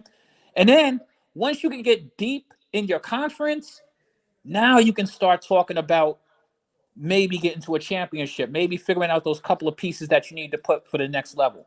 So it's a process. And a lot of people like to shortcut things but it's not easy to win a championship even if you do have everything in place. It's not easy. I agree. I agree. I agree, man. Some of these ain't cut out for it either. Let's be real. Yeah, some of them don't really, they don't really care for it. But I mean, everybody say they want it, but it shows. Yeah, man. And the thing about the playoffs is, man, they're gonna figure out what you do. And then we're gonna find out if you can really do what you do. When you run against it's also matchups, you Yeah. know. That's why to me, like certain players, like I think that anybody with criticism on Luka Doncic, even when I listen to Skip talk his ridiculous stuff, Luka Doncic is one of those dudes. He came in this league balling. He just came in this league balling. Um, they could say he can't shoot from the outside. Watch him play. This dude hits game winners consistently. He's the last person you want to have the ball in their hand, even from 3-point range, with a 1 or 2 point game on the line. All you got to do is watch basketball and know that, right? He has so many skills. The thing is, you need a team around these guys. So, like, I like when you're talking about moving players around. Like, what does Cat need to win? If he goes to another team, is the team going to be built around him? Is he going to go complement some other players? You know what I mean? He's in his 9th year in the league. With figure like 13 years into the NBA, you pretty much done what you were going to do, right? Yeah, you got a time to work on your championships now. For after like 10 years in the league, you already kind of established yourself, all your individual accolades and everything like that. And it don't mean you can't win a championship. Look at Iguodala. Iguodala won a Finals MVP late in his career, just by going to a team that he could be a complimentary player on. Ain't that crazy? I do think Curry deserved that one that year though, but it's cool. Yeah, stuff like that do be happening. That's the reason Nah, why, yeah. I listen to a lot of people, but people be talking crazy and be disrespectful. Anytime you get a dude who done three-peated, you better put some respect on that. It ain't easy to three-peat. It's hard enough to two-peat. Right, to And go back to back. yeah, man, like think about it. The Warriors have a great team. Yeah. You And think then they're gonna be able to pull it off this year, the they back to back? listen. They never pulled off a three-peat yet. Mm-hmm. They got Yeah. there a couple times. Think about how great that team is. The basketball gods came and nipped them, Yeah. right? Remember LeBron that year nipped when them. remember LeBron when nipped them, and then KD. Kawhi nipped them. Yep. Well, LeBron nipped them a little bit early. He broke up the monotony, and then Kawhi nipped them when they was working on a three-peat. Yeah. When KD had his injury and Yeah. and Clay. I mean the basketball gods did them dirty. But the crazy thing is, Kawhi clipped LeBron on his 3P too. Right. And that's the reason why I find it interesting right now, because we could talk about these things, but when they say the most, like, I don't know, in this era of basketball, I don't see even the dominant teams. I think that the Warriors have a dynasty. They have the greatest dynasty going right now, but they haven't had a full run dominance, because they've run into hurdles and run into obstacles too. You know what I mean? The Yeah. dominant factor to me is when you have teams three-peat. When you a dynasty before was, you had to knock down three and then call yourself a dynasty. You know what I mean? That used to be the standard, right? Fresh Right. Prince. It Yeah. changed a little bit because it was so hard to do. But then the thing is with the Warriors, the only reason why they kind of get it is like because, bro, they went 4 for 5. Right. It's not even only that, Belize. That's only part of it, because you're right about that. The other part is that they had a 70+ win series. Right. I mean 3 for season. 5. Sorry, they went 3 for 5. They went 3 for 5, but they also Yeah. had a 70+ win season. They didn't win it that year, but that's major. You know what I mean? Yeah. That too. Yeah. So it's like when you add all of those dynamics, and then when you add the dynamic of just Draymond, Steph Curry, and Klay Thompson playing, all being drafted there, you know what I mean? It's all of that stuff. So then it's like that's why I guess you could kind of like box it like, yeah, they're dynasty. You know what I mean? Yeah, I agree. They was birthed their splash brother names, like they earned, you know what I mean? Curry went through the hurdles of injury, like they got it out the mud for that one, like, so it's like, and I think like if the Bucks was to like pull off a championship this year, like if they was to meet the Warriors in the finals this year, and the Bucks was to whatever pull it off, they could look at themselves as a championship run, like, you know what I mean, as a little dynasty in the making as well, because See, and the thing is that the Warriors have been around for a while now, and they're a team that is a title contending team for a while. But my point, Believes, is that we've kind of edited the dynasty, the what we expected for dynasties back when isn't the same what we expect for dynasties now, because we have dudes who we've seen who've been great players who've lost. You know what I yeah, mean? Like, think about LeBron.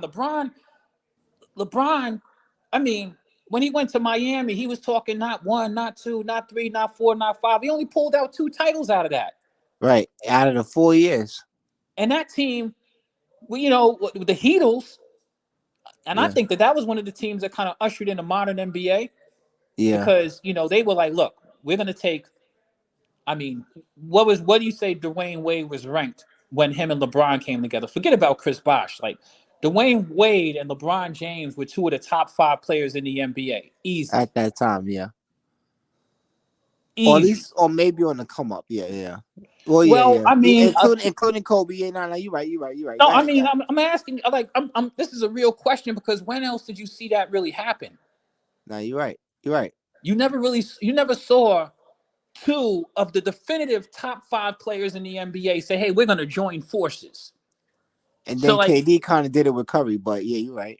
Before then, yeah. KG followed suit. You're right about that, because KG did do that, and we could debate on maybe Curry wasn't a top 5 player. I mean, maybe it was debatable if Curry was a top 5 player, but KD definitely was a top 5 player, and Steph Curry was definitely a hallmark player in the NBA by that point, right? You know what I mean? Yeah, he already had a ring. So He that's what I'm lost. saying Yeah. about LeBron kind of ushering this in, because now you have teams, you've had superstars saying, "Hey, you know something? Forget about like the GMs. Like, I'm gonna go play with my mans, or I'm gonna go play with this dude. I'm gonna go and choose where I want to go and stuff like that." You know Like what I how mean? they do in college, basically. Yeah, and these guys are literally like trying to like cheat the game. I mean, even when KD decided he was going to go join with Kyrie, it was like this. You're bringing KD and Kyrie together. You know what I mean? You automatically are like, Yeah, and then after fuck that, yeah. like in that same year, you had you had Kawhi going back to LA, but remember he was only going to sign if they had got a player over, and then that's what forced the trade to get PG over there. You know what I mean? And what got Shea back over to the Thunder. And and the Raptors ain't want to give up Kawhi Leonard. I mean not Kawhi Leonard. The Raptors ain't want to give up Kyle Lowry because they was willing to make the trade to get Westbrook and Paul George in Toronto. Yeah. So But so still, yeah, in that was all of the midst of all of this, listen, check this out, Belize. Think about how crazy this is. In the midst of all of this that we just got finished speaking of, right? You still also show that traditional GM run teams putting together talent and saying, hey, I just need to put together a better basketball team. We've seen the Heat go to the finals, right? We've seen the Bucks go to the finals, right? You know what I mean? We've seen teams come in and beat all of these guys to get what they need to get. And I say that to say this because a lot of people they use these weak arguments about, especially when they start talking about back in the days in 90s basketball and stuff like that. You can only beat who's in front of you, but every year in the playoffs, every team has the same opportunity to go through everybody who's supposed to be good. And you got to beat them to come out of the East or the West, right or wrong, Belize. big facts. You can talk about how good KD and Kyrie are, but they ain't come out the East, right? Right. Now we go back in history and say, "Oh, this team was all right. This team was all right," but KD and Kyrie did not come out the East, and so they have to actually prove that they can do that. And so when a team gets to the finals, I wish that people would put respect on their name. A team in the finals is not a bum team any year. No year if a team makes it to the finals are they a bum team because they had to play those same series. Basketball is in a one game. I might have won by fluke. You know what I mean? Like football, it's a series. You know what I mean? You got to go out there and prove that you could beat that other team. And not any given Sunday here, buddy. Well, that's what I like about the sport of basketball. You know what I mean? I think it really puts you to the test. So you can say that you're a good team, you can say that you're a great team, but can you go out there and prove it? Can you go out there and prove it? I would have loved to see the Heat win 4 championships. Yeah, that wasn't gonna happen. I And mean, it clearly could it have. wasn't. It could have though. I mean, like when you look at it, like They were they should there. have beat that Dallas team. I mean, They made it to enough finals. right? Who would they lose to in the finals? Let's go and take a look at who they lost to They in the lost finals. to the Dallas, They and lost to the Spurs, right? they beat the young OKC at the time, Yup. and they barely beat that Spurs team because they had the Ray Allen to save them. And then and then after that, the following year, Kawhi Leonard packed them up in 5, Yup. and then Crazy, right? LeBron left. LeBron left because Kyrie got that. Kyrie signed that 90 million extension, and then got the number 1 pick. And they was drafted Andrew Wiggins, and LeBron said, "I'm coming there. That's my position. Trade Andrew Wiggins for Kevin Love." And they went to the finals and lost to the Warriors. Yup. Hey, and check it out. When LeBron won that championship in Cleveland, I easily say that that's his best champ. First off, that's an epic championship for him, Yeah, I mean, because in they came for a back from three multitude and of one. ways. They came back from 3-1 in that one. That's not even just that. Not only just the fact that they came back 3-1, which was just glorious, They right? I beat mean, the Warriors. That was 73-9. they slayed the beast. They came back 3-1. LeBron put up out of this world numbers, right? Uh-huh. I mean, LeBron was definitely the best player on the court. Nobody could deny that. Even the blocks that even got on Steph Curry or whatever. But here's the other part of it. This is just for the legacy of it. LeBron being that prodigal son from that area, being drafted to his hometown team. You follow what I'm saying? Yeah, Which he stated from when he first came in the league, I want to win a championship for Cleveland. yeah. Being able to come home and do it against all odds. That was a monumental and epic championship. Yeah, That's a championship that to me, like when people start talking about when people start making the arguments for, hey, is LeBron the GOAT? I wish that more people would talk about the merits of LeBron and then start getting distracted in because look, We could debate till we're blue in the face. I still don't have LeBron as being the GOAT. But if you're going to talk about LeBron being the GOAT, talk on that level. Talk on the level of what LeBron has done. Now, he's had a lot of failures. He's had a lot of shortcomings. But speak on the merit of what this man has actually done. Show me why this dude is such an awesome player.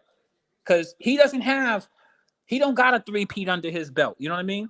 Yeah. And he's been to the finals and lost more than he's won. You know what I mean? Yeah. But when you talk about going to being from an area, stating on your mission statement when you first come to the league, I want to win a championship, not just for my team, but for my entire community. Why? Because Cleveland teams have always sucked.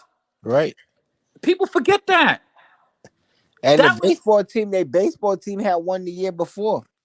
yeah, but LeBron stated that though. This is Now, before they won. You know what I mean? They, the Cleveland Browns, man. I have a childhood friend who was a Cleveland Brown fan. That's the only Brown fan I ever met in my life. You know what I mean? yeah. I mean, we talking about going back now, but yeah, the Cleveland didn't have like this stoic professional history. Yeah. And LeBron wanted to change that. And he came back and did it. Yeah, he did. You know what I mean? I mean, who else You got have you seen have that? So like that is just, that's the iconicism right there that I'm talking about. so he I went love that. so he went 2 out of 4 in Miami, then went 1 out of 4 in Cleveland, you know? Yeah, right. Well, you could say 1 out of 5 because he went to the finals one time in Cleveland, before he left. Right. So you could say 1 out of 5 in Cleveland. Well, you got to say 1 out of 5 because Yeah. his record in the finals he doesn't have a strong record in the finals. Yeah, he's 4 for 10. That's where his case starts getting kind of fishy. But Yeah, he's 40%. the strength part of the arguments, if you want to talk LeBron GOAT, is you got to talk about one of those finals performances where he was clearly the best player on the court.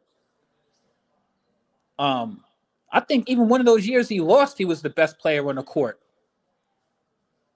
One of those years he lost to the Warriors, I think. That was the first year. That was when Iguodala got him.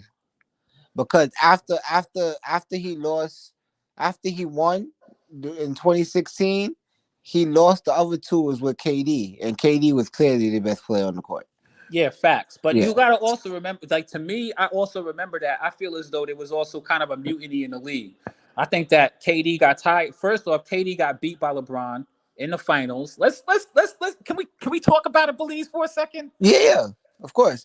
He KD got beat in the finals bounced. in 2012. So yeah. KD got mollywopped. All right, in the finals to LeBron.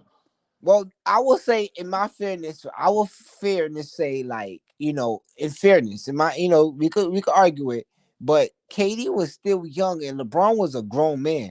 Like, in those fairness, and James Harden was also young, and they really that Miami team bullied them Thunders, bro. Look, come on. I kind of feel you on that, Belize. I really but remember wish that Thunder would have kept Harden and gave them a repeat so they could go back. Hold on, Belize. But, I gotta push back on that a little bit. Hey, all right. LeBron never played college at all. Fair.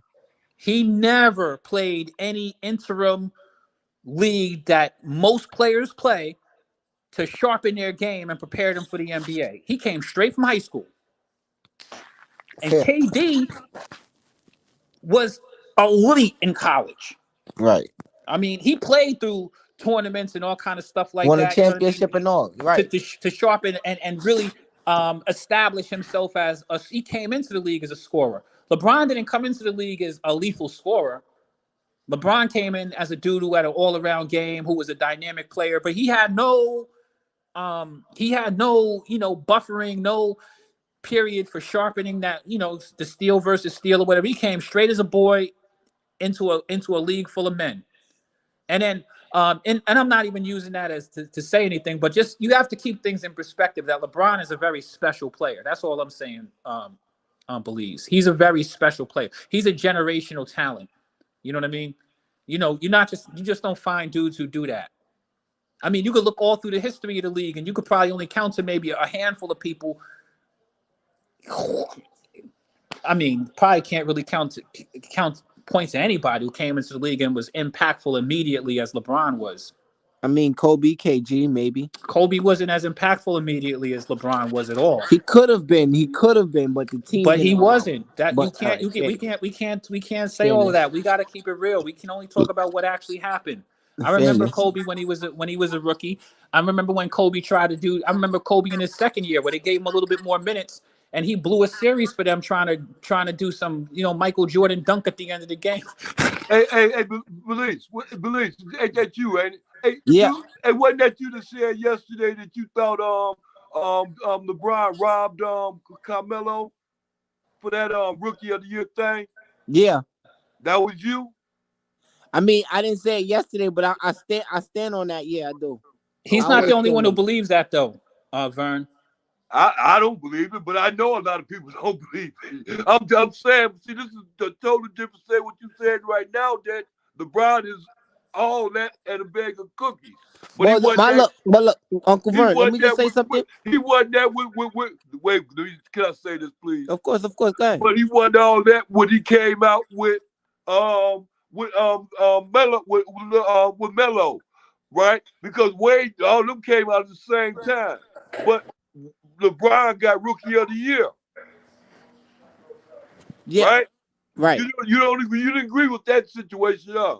No, I didn't because in fairness, right? The reason why that year specifically, he didn't make the playoffs, the Cavaliers, but Carmelo took the Denver Nuggets to the playoffs as a rookie. So I just felt, and his points was higher, and Carmelo really changed the whole Denver organization as a rookie. And that's And a and yeah, that is Cleveland. and that's a LeBron fact did the too. same for Cleveland, but I'm just saying like LeBron, Carmelo also took them to the playoffs, But and I Carmelo also never came feel into the like league as a media darling. LeBron came in as a media darling. They were covering his high school games since before he came to the league. Right. yeah, Right, I agree. Because the only time they had covered Carmelo's game is when he played against LeBron until he in went to high Syracuse school. and went In to high Syracuse school, and went off yeah. and And won when he went the to championship Syracuse, coming out he of had high a school. he had a beautiful career. See, Uncle Vern, remember, because you're an OG too. When they talk about certain players like Kareem Abdul-Jabbar and stuff like that, remember these guys aren't just talk. These guys talk about their full basketball body. LeBron never Right, played college, so he didn't get a chance to accomplish some of the stuff that Carmelo got a chance. And Carmelo did the damn thing in college. Can't nobody say that. Right, and that neither did Kobe, bro. I really feel like Kobe don't get his roses for that neither, because Kobe would have did the same thing in college too, probably. You know what I mean? So just saying, because But remember, if here's he the would have thing. went, Here's the only thing with Kobe, Belize, because a lot of people.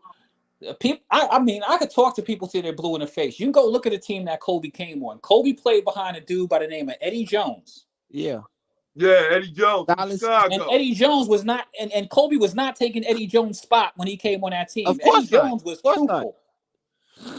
And No, Eddie Jones played a lot like Kobe and Michael Jordan. He had that same kind of Yeah, finesse game as them. agree. And I think that Kobe, in all fairness, playing against him and competing with him in practices Taught and him being a lot. forced to earn that spot, I think that really helped his game a lot, because you could see a lot of the Eddie Jones stuff, a lot of the Michael Jordan stuff, who he's a clear prodigy of. You know what I mean? You could see all of that in his game. Yeah, right. yeah, Yeah, he was still rough around the edges. yeah. He believed, and the reason I It brought up would have that, helped and him Uncle just like Vern, how it did, just like how it would have helped LeBron. Because you see, Dwayne Wade, he went to college. He was in college for 3 years Well, before yeah, Marquette. and he came out right? still the same year as LeBron and Right, Carmelo. You know what I mean? So he's older than them off rip. Just you know what I mean? Just So it's like stuff like that. Then, right. shout out to that now that we just talking about this, 20 years later, Carmelo's son and LeBron's son, Bronny, they played together for the first time in their high school game today. Oh, yeah. Yeah. Nice. Yeah, Bronny's son and Carmelo's son, they played together they played against each other for the first time in their high school game. So that's pretty dope. Oh, okay. Yeah, I just felt like I should throw that out there, and since we were just talking on that topic. The thing is that Belief is a New Yorker, Uncle Vern, and my Yeah, brother is one of the most passionate Knicks fans I've ever known. Right? right, These guys in the tri-state area, Syracuse is upstate New York. So we were familiar with the body of work that Carmelo was doing beforehand, and they followed him. because Belize was following Carmelo when he was in Denver, because Carmelo started in Denver, Right. and so was my brother. And so we didn't get to watch them play as much. We saw LeBron play a lot more than we saw Denver play when they were both rookies. Let's be real. Right. Denver games weren't like highly televised. LeBron was a media darling when he first came into the league, so we saw a lot more of him. But when you looked at them numbers, Carmelo was a double-double. He was in the post. He was on that. I mean, Carmelo wasn't the same type of player LeBron was. Remember that Carmelo was a power forward. Right. And LeBron was this But he was a small forward, but they end up finally put him in that power forward, but it was kind of too late. But he was eating at the power. Like if people knew what eating at the Carmelo's power. game was, Carmelo was grabbing those rebounds. But remember, my fault. That's good. Remember, No, go ahead. my thing too with the Carmelo and LeBron comparison, especially before they both left where they was at. Like he was on the West. And then remember, when he on the West, he's going against the Kobe's, he's going against the Spurs, and those are the team that was eliminating him to not make the finals. And these teams are end up the same team that end up winning the championship. You know what I'm saying? And that's how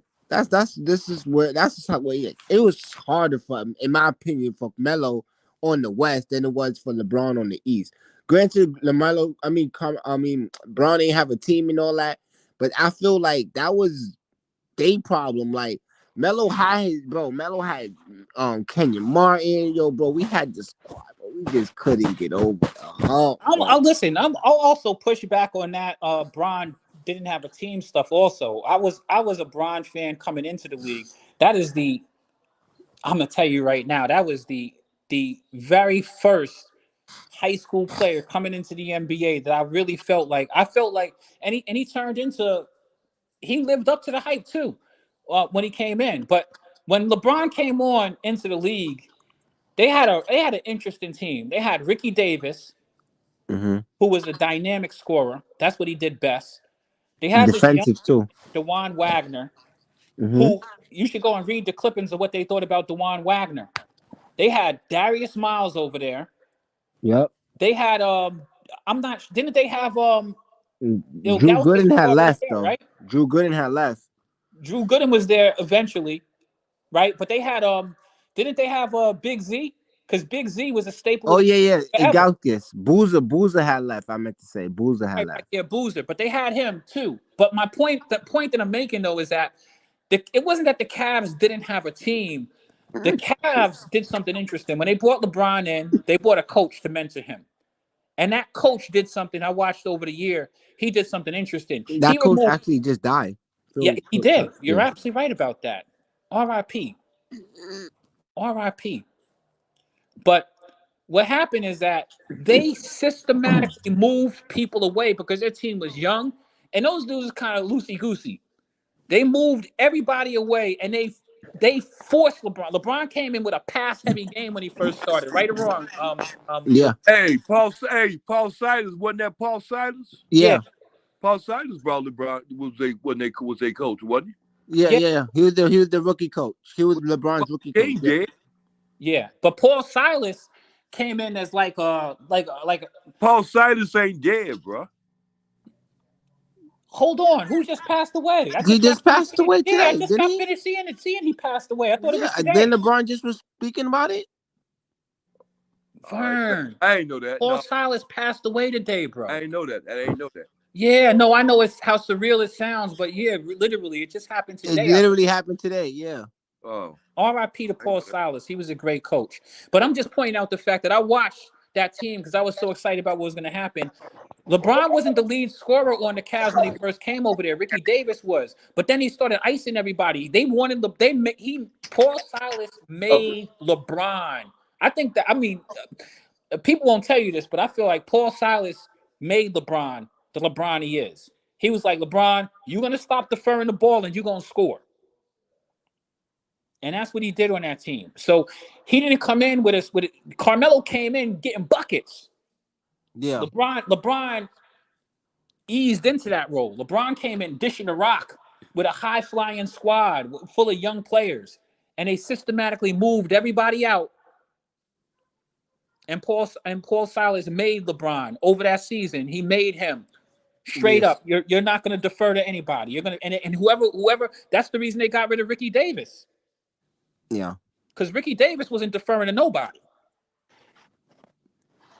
And the Remember, Ricky crazy, Davis was doing those windmill dunks in the fast break. yo, with no problem, bro. He was nice, bro. I loved him in the slam dunk contest too, bro. Ricky Davis was nice. And remember, Darius Miles was a young player still then. Yep. He was getting up there too. Yeah, Knuckleheads, and they him and hampered him Quinn because he Miller. was waiting. He was waiting to get off. Yep. Yeah, man. I want to mention that because a lot of people forget that LeBron came in as a project, and LeBron James just kept on living up and living up and living up and living up, and you know what I mean. He got better and better and better, and eventually it was just him, Ilgauskas, Boozer. You know what I mean? Like it was LeBron's team after a while.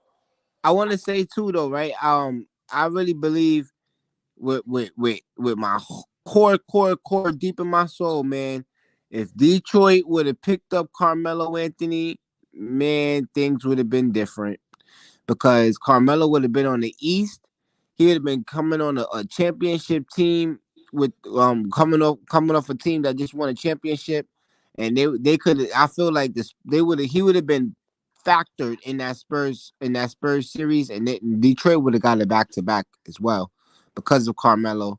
Carmelo would have been the first to get a ring, and that would have been very interesting to see from there. Deshaun Prince would eventually end up losing his position and coming off the bench, and yeah, it would have been nice. Rasheed Wallace, Carmelo, Ben Wallace, Rip Hamilton, Chauncey Billups. Ooh, that would have been scary. Just saying. Yeah, but the thing about basketball, man, the thing that nobody likes to talk about, it takes a little bit of luck to win. Yeah. You know, these things got to fall in your favor sometimes too. So, But Darko Milicic though, bro. well, who knows what Darko Milicic might have been? Over Carmelo, over Wade, over Kirk Heinrich, over who else was there? Bosch, just saying. These guys over here, like, why LeBron gets swept by KD? I like that, but you make it like KD was out there by himself. He was on a team that just won 70+ win games, man. Steph Curry and Clay. You think that they could just leave those guys alone out there? They had a better team. Nah, KD was violating LeBron, bro. He couldn't He wait. was, but he He wanted wanted his LeBron. But at the rematch same so time, bad. the Warriors had a better team. Let's keep it real. Nah, The the Warriors had Warriors a better definitely did. team. I feel like personally though, like what Kyrie said though, if Kyrie would have let LeBron play point, I feel like they would have had a better chance. Wow. I like your perspective, Rico. Recap, Rico. You should hop up here on the panel, chop it up with us. But check it out. Here's my thing with that Warriors team. The team when KD came over there. Remember the year before that, LeBron was violating Steph Curry. Was he not? You said? LeBron was violating Steph Curry. When the Warriors didn't have KD. Oh yeah. And LeBron beat him. And remember, Steph Curry tried to do that pump fake, and LeBron swatted his stuff and looked down at his shoulder. I'm like, But see that's why they went and got him. Because right. you gotta, like, for me personally, I watched it. Like when they won that series, you know what I mean? Kyrie Irving and Kevin Love was hurt. Harrison Barnes, yeah, he did his thing, but Iguodala ended up with the finals, right? And then the next year, you got Kyrie Irving and you got Kevin Love healthy. They come back from 3-1, and you see Harrison Barnes, Iguodala, they're just not enough. Like, you know what I mean? You see that. So the next the thing that's on the market in that wing position, Kevin Durant, he's available. You get him, and then you get him, and now they had the best team. They could have went. I just feel like LeBron didn't let Kyrie run the show, and I feel like Prince, Belize. I almost cried for LeBron in that series against the Warriors when they had KD that first year. It breaks down to one play for me. There was this one play where it just showed me that it was too much. At the end of the day, with the Cavaliers, LeBron was a dude who had all of the like my man was talking about, the chase down blocks and all of that good stuff. But the Warriors had a superior outside shooting team. Then they had Steph Curry. I'll never forget this one play. Steph Curry ran some play where he gets the ball off of a little screen, and he did a screen and go with KD. Now LeBron had to figure out: am I going to go over here with Steph Curry, or am I going to go over here with KD, who is fading to the wing for that three? You have to make a choice. They could both hit. He delayed just a little bit, and he came off of KD just a little bit to step towards Steph, step through that behind the back pass to the corner to KD. KD took off. There was no catching him. He went to the rim and banged it. LeBron couldn't cover all of those dudes. Newsflash. Kyrie wasn't covering them dudes. LeBron couldn't cover all of those dudes. They had They had too Iman much shooting from the Shumpert, J.R. wing, Smith. and they had KD. They had J.R. Smith, Iman Shumpert. They Them had dudes my wasn't Knicks. messing with They the had my Warriors. Knicks bench over there, man. Like, Those dudes was not messing with the Warriors that year, man. nah, they wasn't. They wasn't. I And feel you all KD, the way. and you could see it in KD's eyes. KD was hungry. KD, Remember when he hit KD that? was not getting that ring. Listen, when you saw when KD took that shot from, it was disrespectful. It was like, oh, you LeBron, you're gonna come out here. He was waiting for that from when he got disrespected by LeBron when he was with the OKC Thunder in the Yeah, fight. he couldn't wait. But He that's couldn't wait. that's why he went to the Warriors too. He was Right, like, he was like, look, I'm not going to try to fight my way to try to fight the champs. I'm just going to join them and take out the real champ. Like, and I think it was a mutual thing. I felt this. The Warriors felt like this. They was like, LeBron disrespected us. We know we're gonna see him. and Everybody we knew he need was you. the best player in the league. KD felt like, when I did see him, he got us up out of here. I'm tired of hearing everybody talking about LeBron. I think they formed together like Voltron and said, look, let's get this anybody but him. Yeah. And that's what it was. And then it was also like, look, and I could play my style of basketball and I don't gotta deal with Westbrook bullshit. Cause really and truly, they already got rid of Harden. I really want them to keep Harden. Cause like I feel like KD felt like, you know what I mean? If they would have kept Harden at least one more year and they got a chance to at least run it back, bro. At least run it back. You know what I'm saying? Then you could have, whatever, but they didn't even have a chance to run it back. So that and then you see Even what my Harden perspective did. though, Belize, I still feel as though that was a soft move. The OKC Thunder were good enough to beat the Warriors. They definitely were good enough to beat the Warriors. They were up 3-1 on them. And then Yeah. even though we could talk about all of the flaws of Westbrook, remember how Westbrook was back then. It was a reason why he was a fan favorite. Because Westbrook put his thumb on the game. And Nah, yeah. KD didn't really do that back then. He didn't. And then he was stinking up the joint with his shooting. And it didn't make a difference because they were playing together as a team. I think that the OKC Thunder dropped the rock. They were supposed to go to those finals. They dropped the rock. KD has 1,000% to do with them dropping the rock and not beating those Warriors. And Draymond Green in that same series came in with the T-shirts that said "Cupcake." Remember that? Yeah. He came in and called KD a cupcake. KD And the was next supposed to year. step up. And the next year he went and signed with them. And that's why I felt as though I was like, wow. But no lie, I felt the same way when LeBron went to Miami though. So for me, it was like, all right, that's just the game we're in now. I'll be real with you. I didn't really feel that same way when LeBron went to Miami. I felt that was interesting, but I felt like, remember when Joakim Noah said, Cleveland is a dump? I never heard nobody say they want to go to Cleveland on vacation. Yeah. Yo, I felt like LeBron was from that area. He'd been there his whole life. It was really his first opportunity to entertain free agency or whatever. And I feel as though it was kind of the same in this sense because the Celtics had come together. And I think that he was like, man, because KG was a different kind of dude. KG was going to talk smack to you too. He was little boy in him.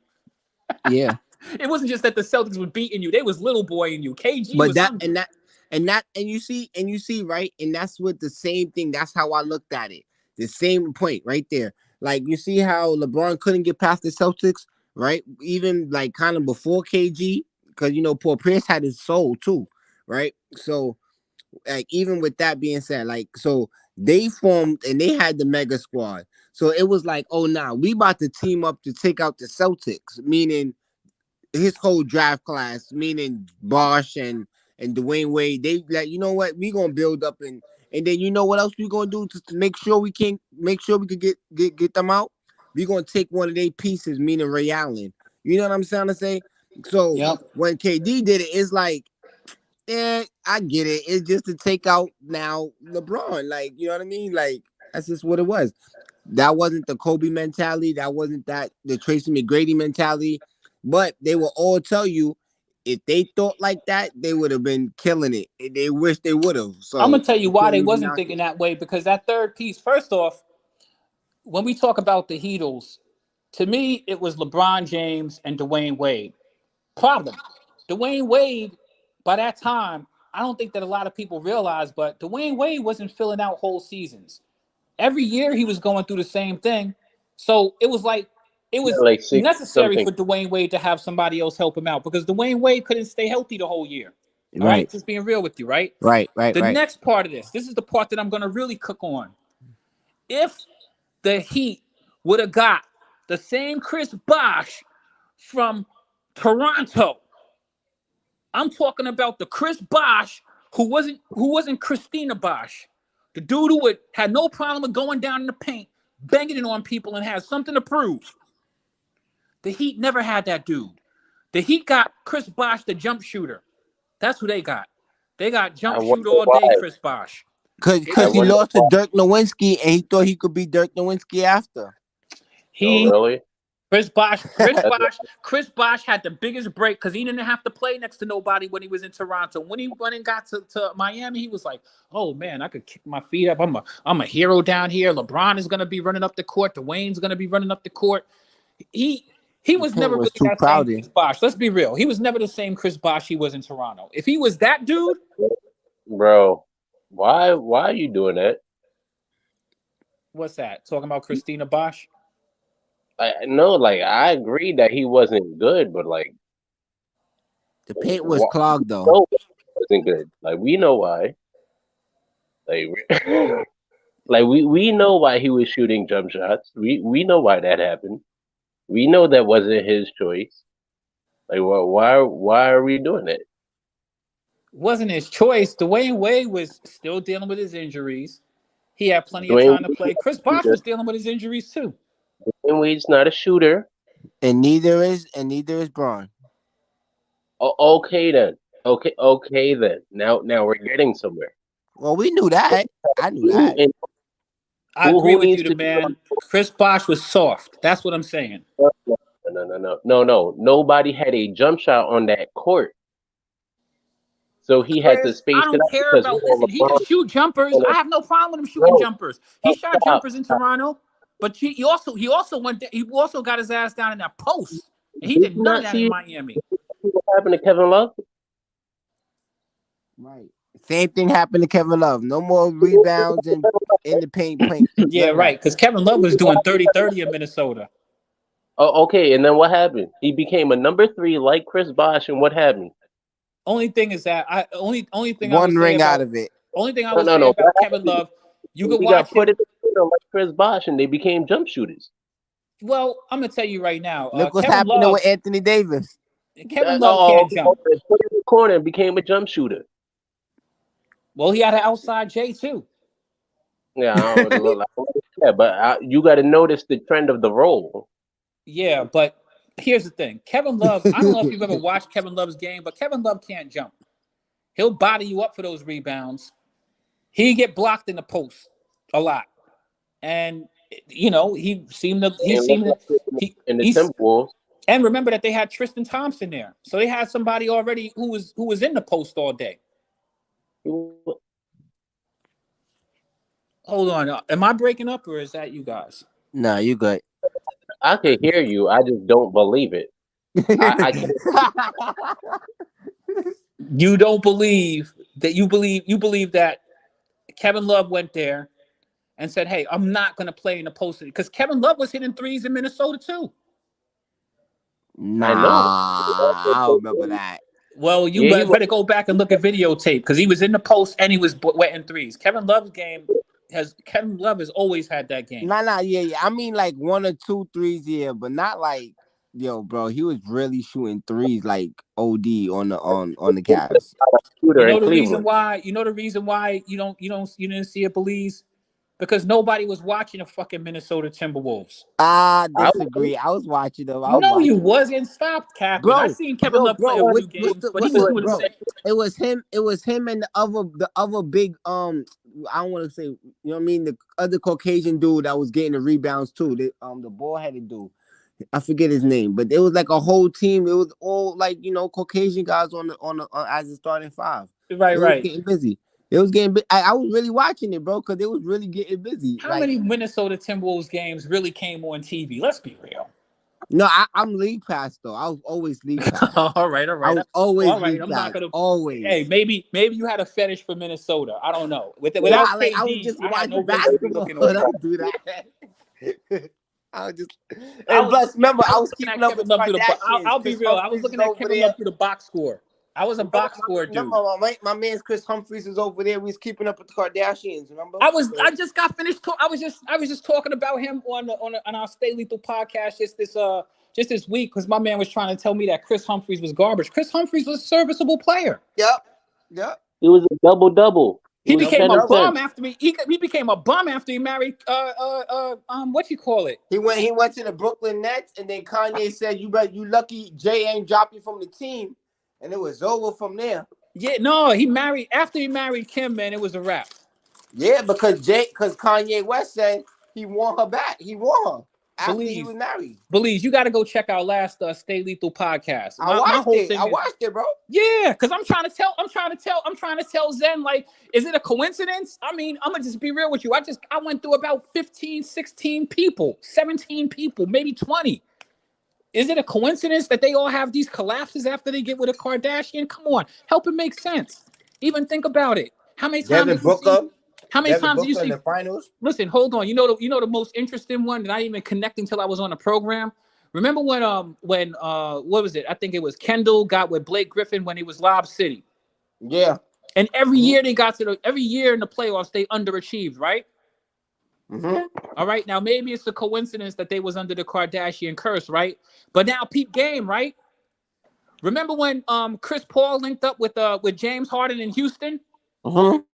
You know that James Harden was messing with Chloe, right? Yeah, he was. Right? Yep. All right, now check it out. I'm not done yet.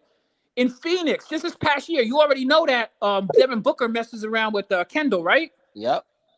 But did you hear what Kanye just said with his last tweet on Twitter? Yep. She was messing around with Kim. Chris Paul was messing around with Kim around in the finals. Chris Paul. He said he caught Chris Paul sleeping with Kim. And remember what happened to the Suns in the finals against the damn Bucks. Let's not forget, Chris Paul turned the ball over at the end of the game. You never seen that, right or wrong? Yep. He collapsed again. But hold on, Devin Booker.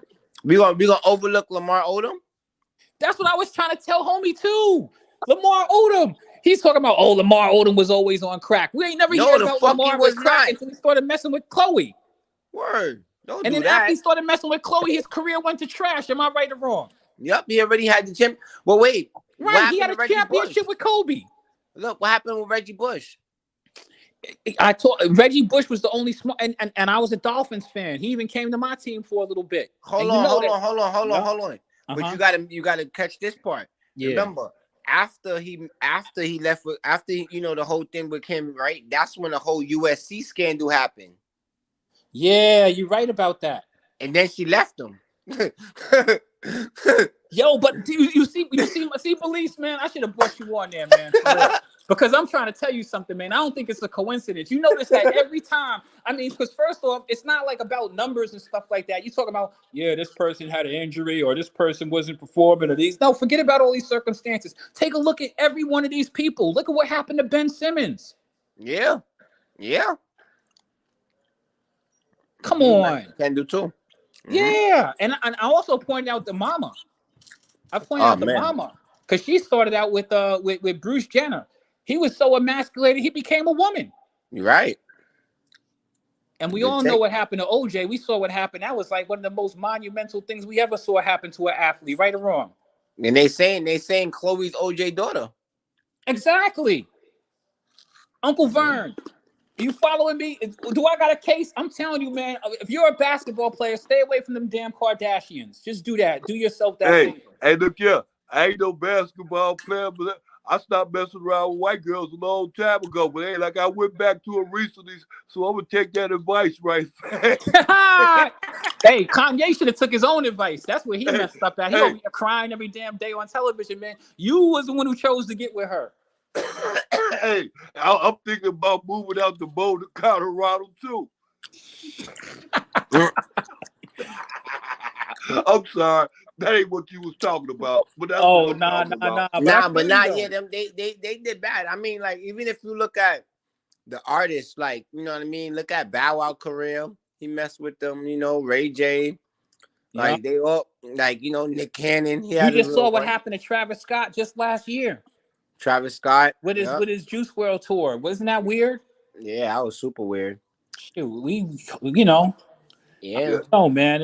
I'm not. I didn't even focus on any of that because there's a lot to go on out there, man. But the body count is big. It's it's massive. big. It's massive. Hey, Yeah, but hey, look here. But I'll say this though. When you think about, look here, with what's his name, with Kanye West. Look here, with him, he in a good situation.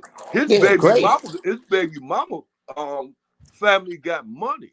They married into money. Even if he go rotten with him and her, it don't make a difference. Them yeah, kids got two ponds they can eat out of, and them yeah. And are he's big paying ponds. $200,000 a month in child support. Go figure.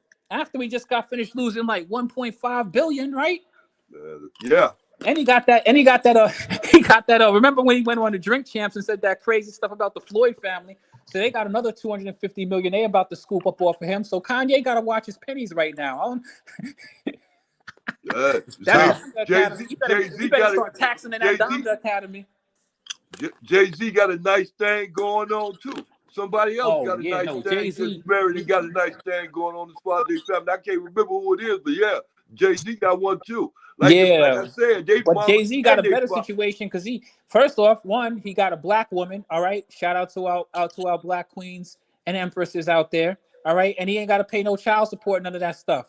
Right. You know what I mean? Like seriously. Hey, there's an old song back in the days, Uncle Vern, it's cheaper to keep her. Follow Yeah, me? I already know. But see, the problem was Kim not on it like that. Kim looking at it like, oh nah, I already see you going down, so I need all that before you go.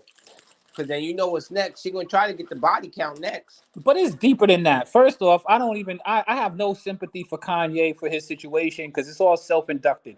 He was the one who said in his own song, if you go back in Gold Digger, right? And when they get on, they leave your ass for a white girl. Right. And then that's exactly what he did. One, two.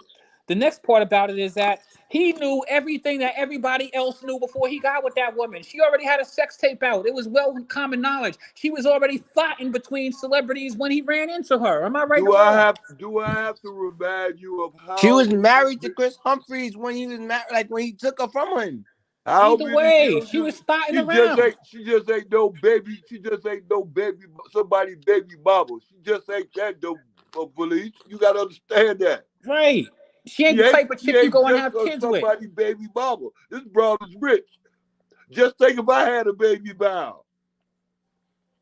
And it's Just not even think like about it's me- not just even like think it's being not even her like without and no listen, date. and she ain't and Uncle Just Vern, think being she her ain't without losing no money. date.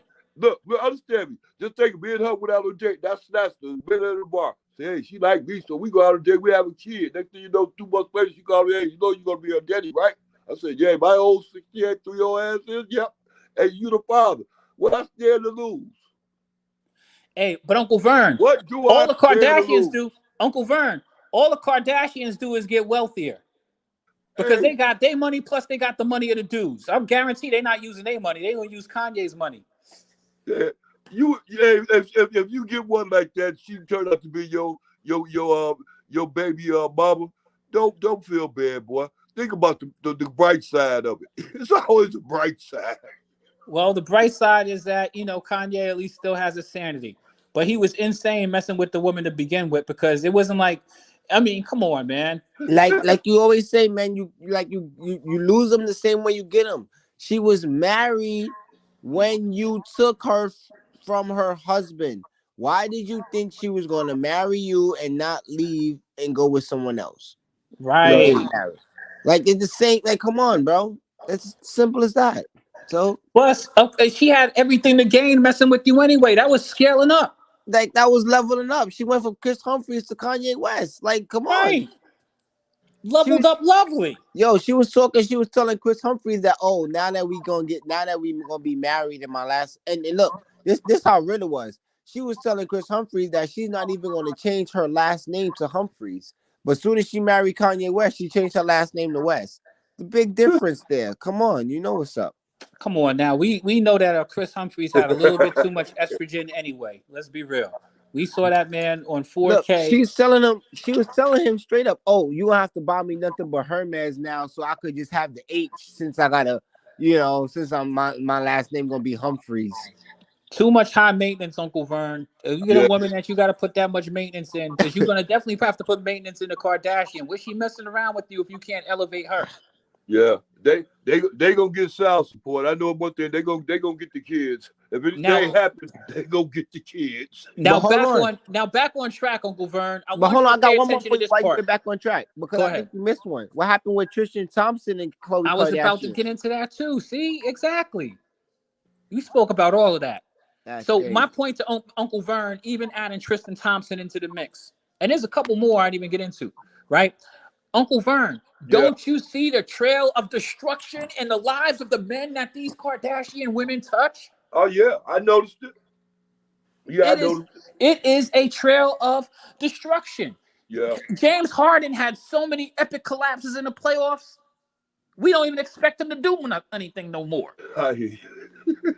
We don't even expect him to do nothing no more. Yeah. You know what I mean?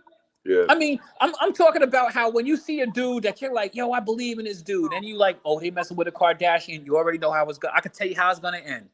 Oh yeah. It ain't gonna end victorious. Think about it. Lamar Odom came in with a ring.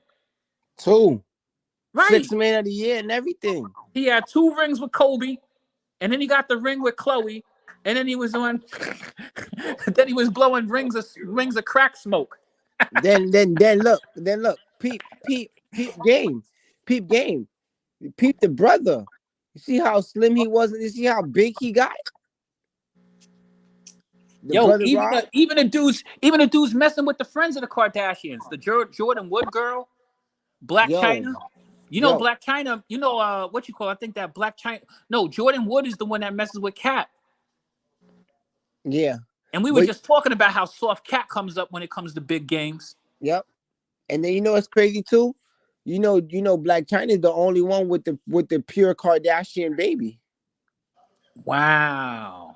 Yeah, because she was messing with Tristan too. No, Black China, no, because Black China got Rob Kardashian, so her baby last name is Kardashian. No other than the baby's last name is Kardashian. They all got the last name of their father. No, that's true. But she was also taking some Tristan Thompson pipe too. Let's not forget that part. Well, yeah, maybe, but remember, she also got the baby with Tiger. No, it's not maybe. It is. Khloe was upset about that. We talk about she only got the kid. Yo, she gonna be petty.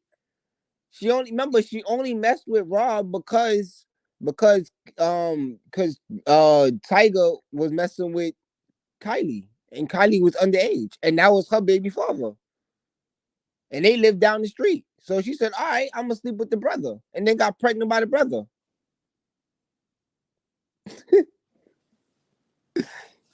The shit is sick.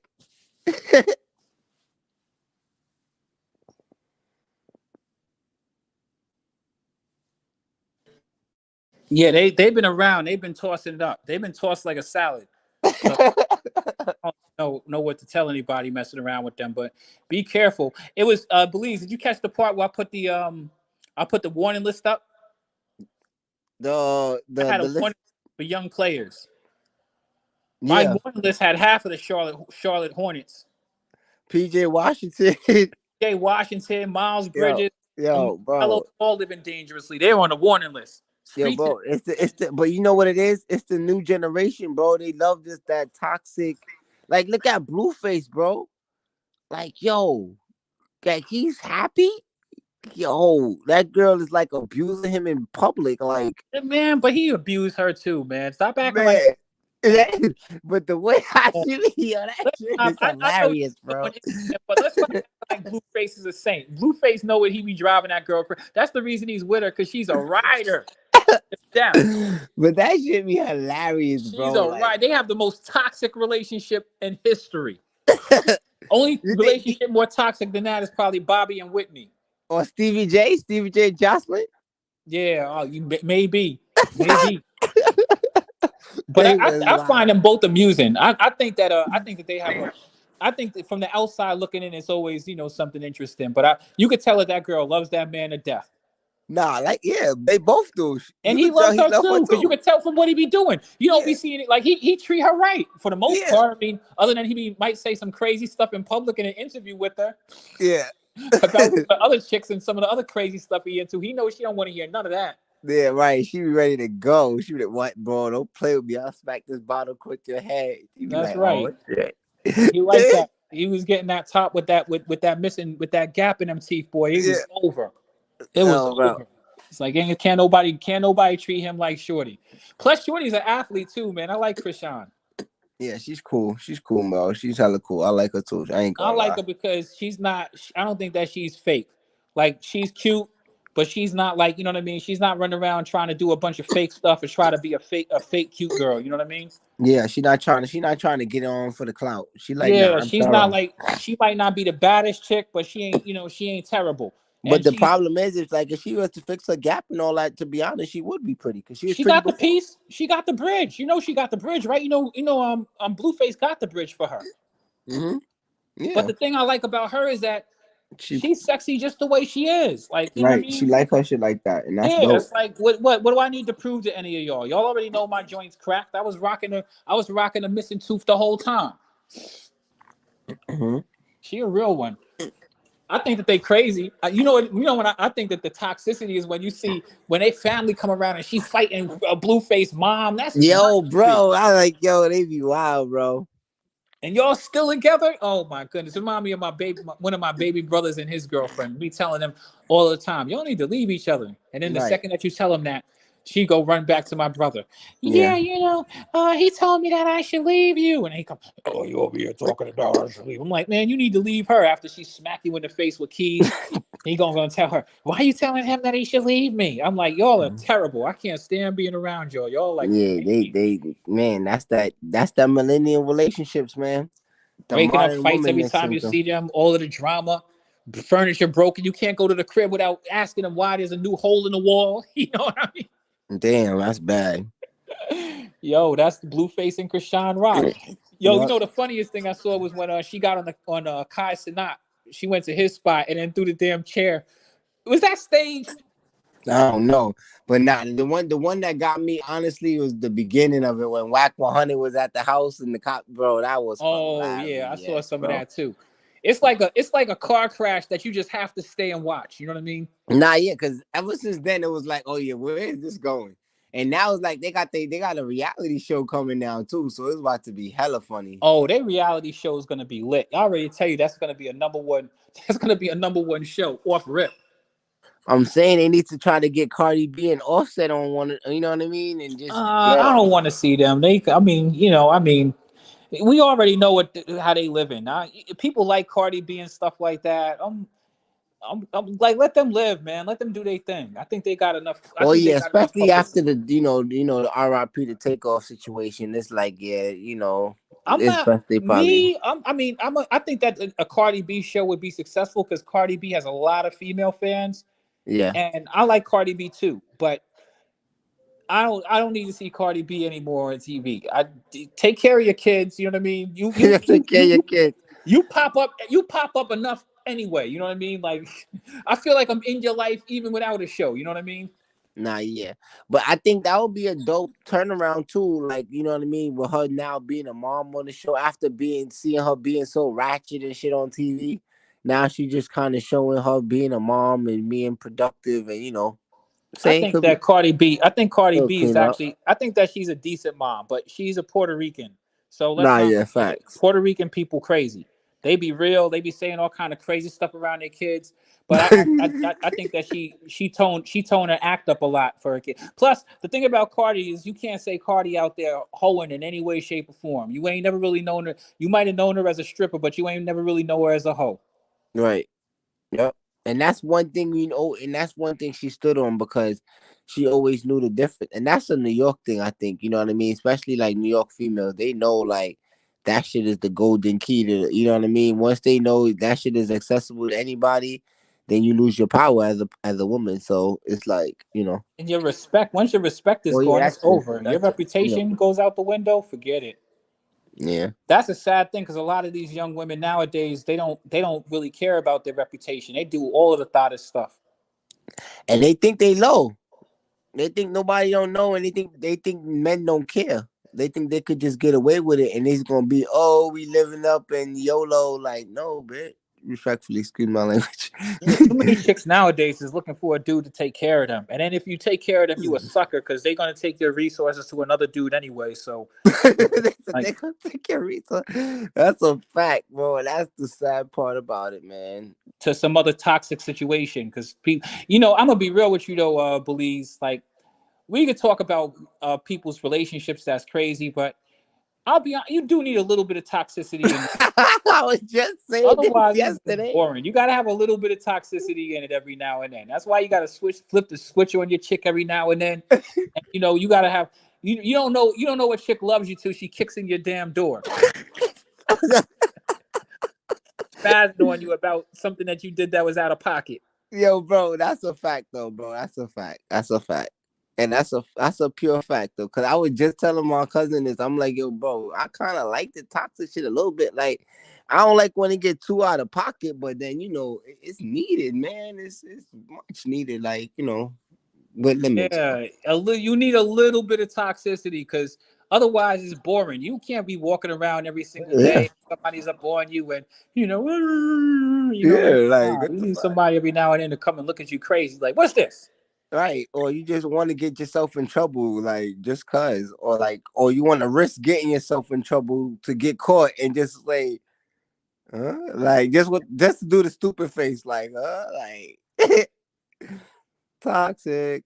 Yeah, and there's nothing better than a chick who got something to try to prove to you. That's the reason why Blueface ain't going nowhere. Right. He can't go nowhere. You follow me? Like, one, you already committed to this. Think Hey. about all of the layers of stuff that she stood by before she got to this point. You know what I mean? Yep. She And already now seen it all. everybody know that that's your girl, man. You can't act like that's not your girl, no matter who you with. You know what I mean? Yep.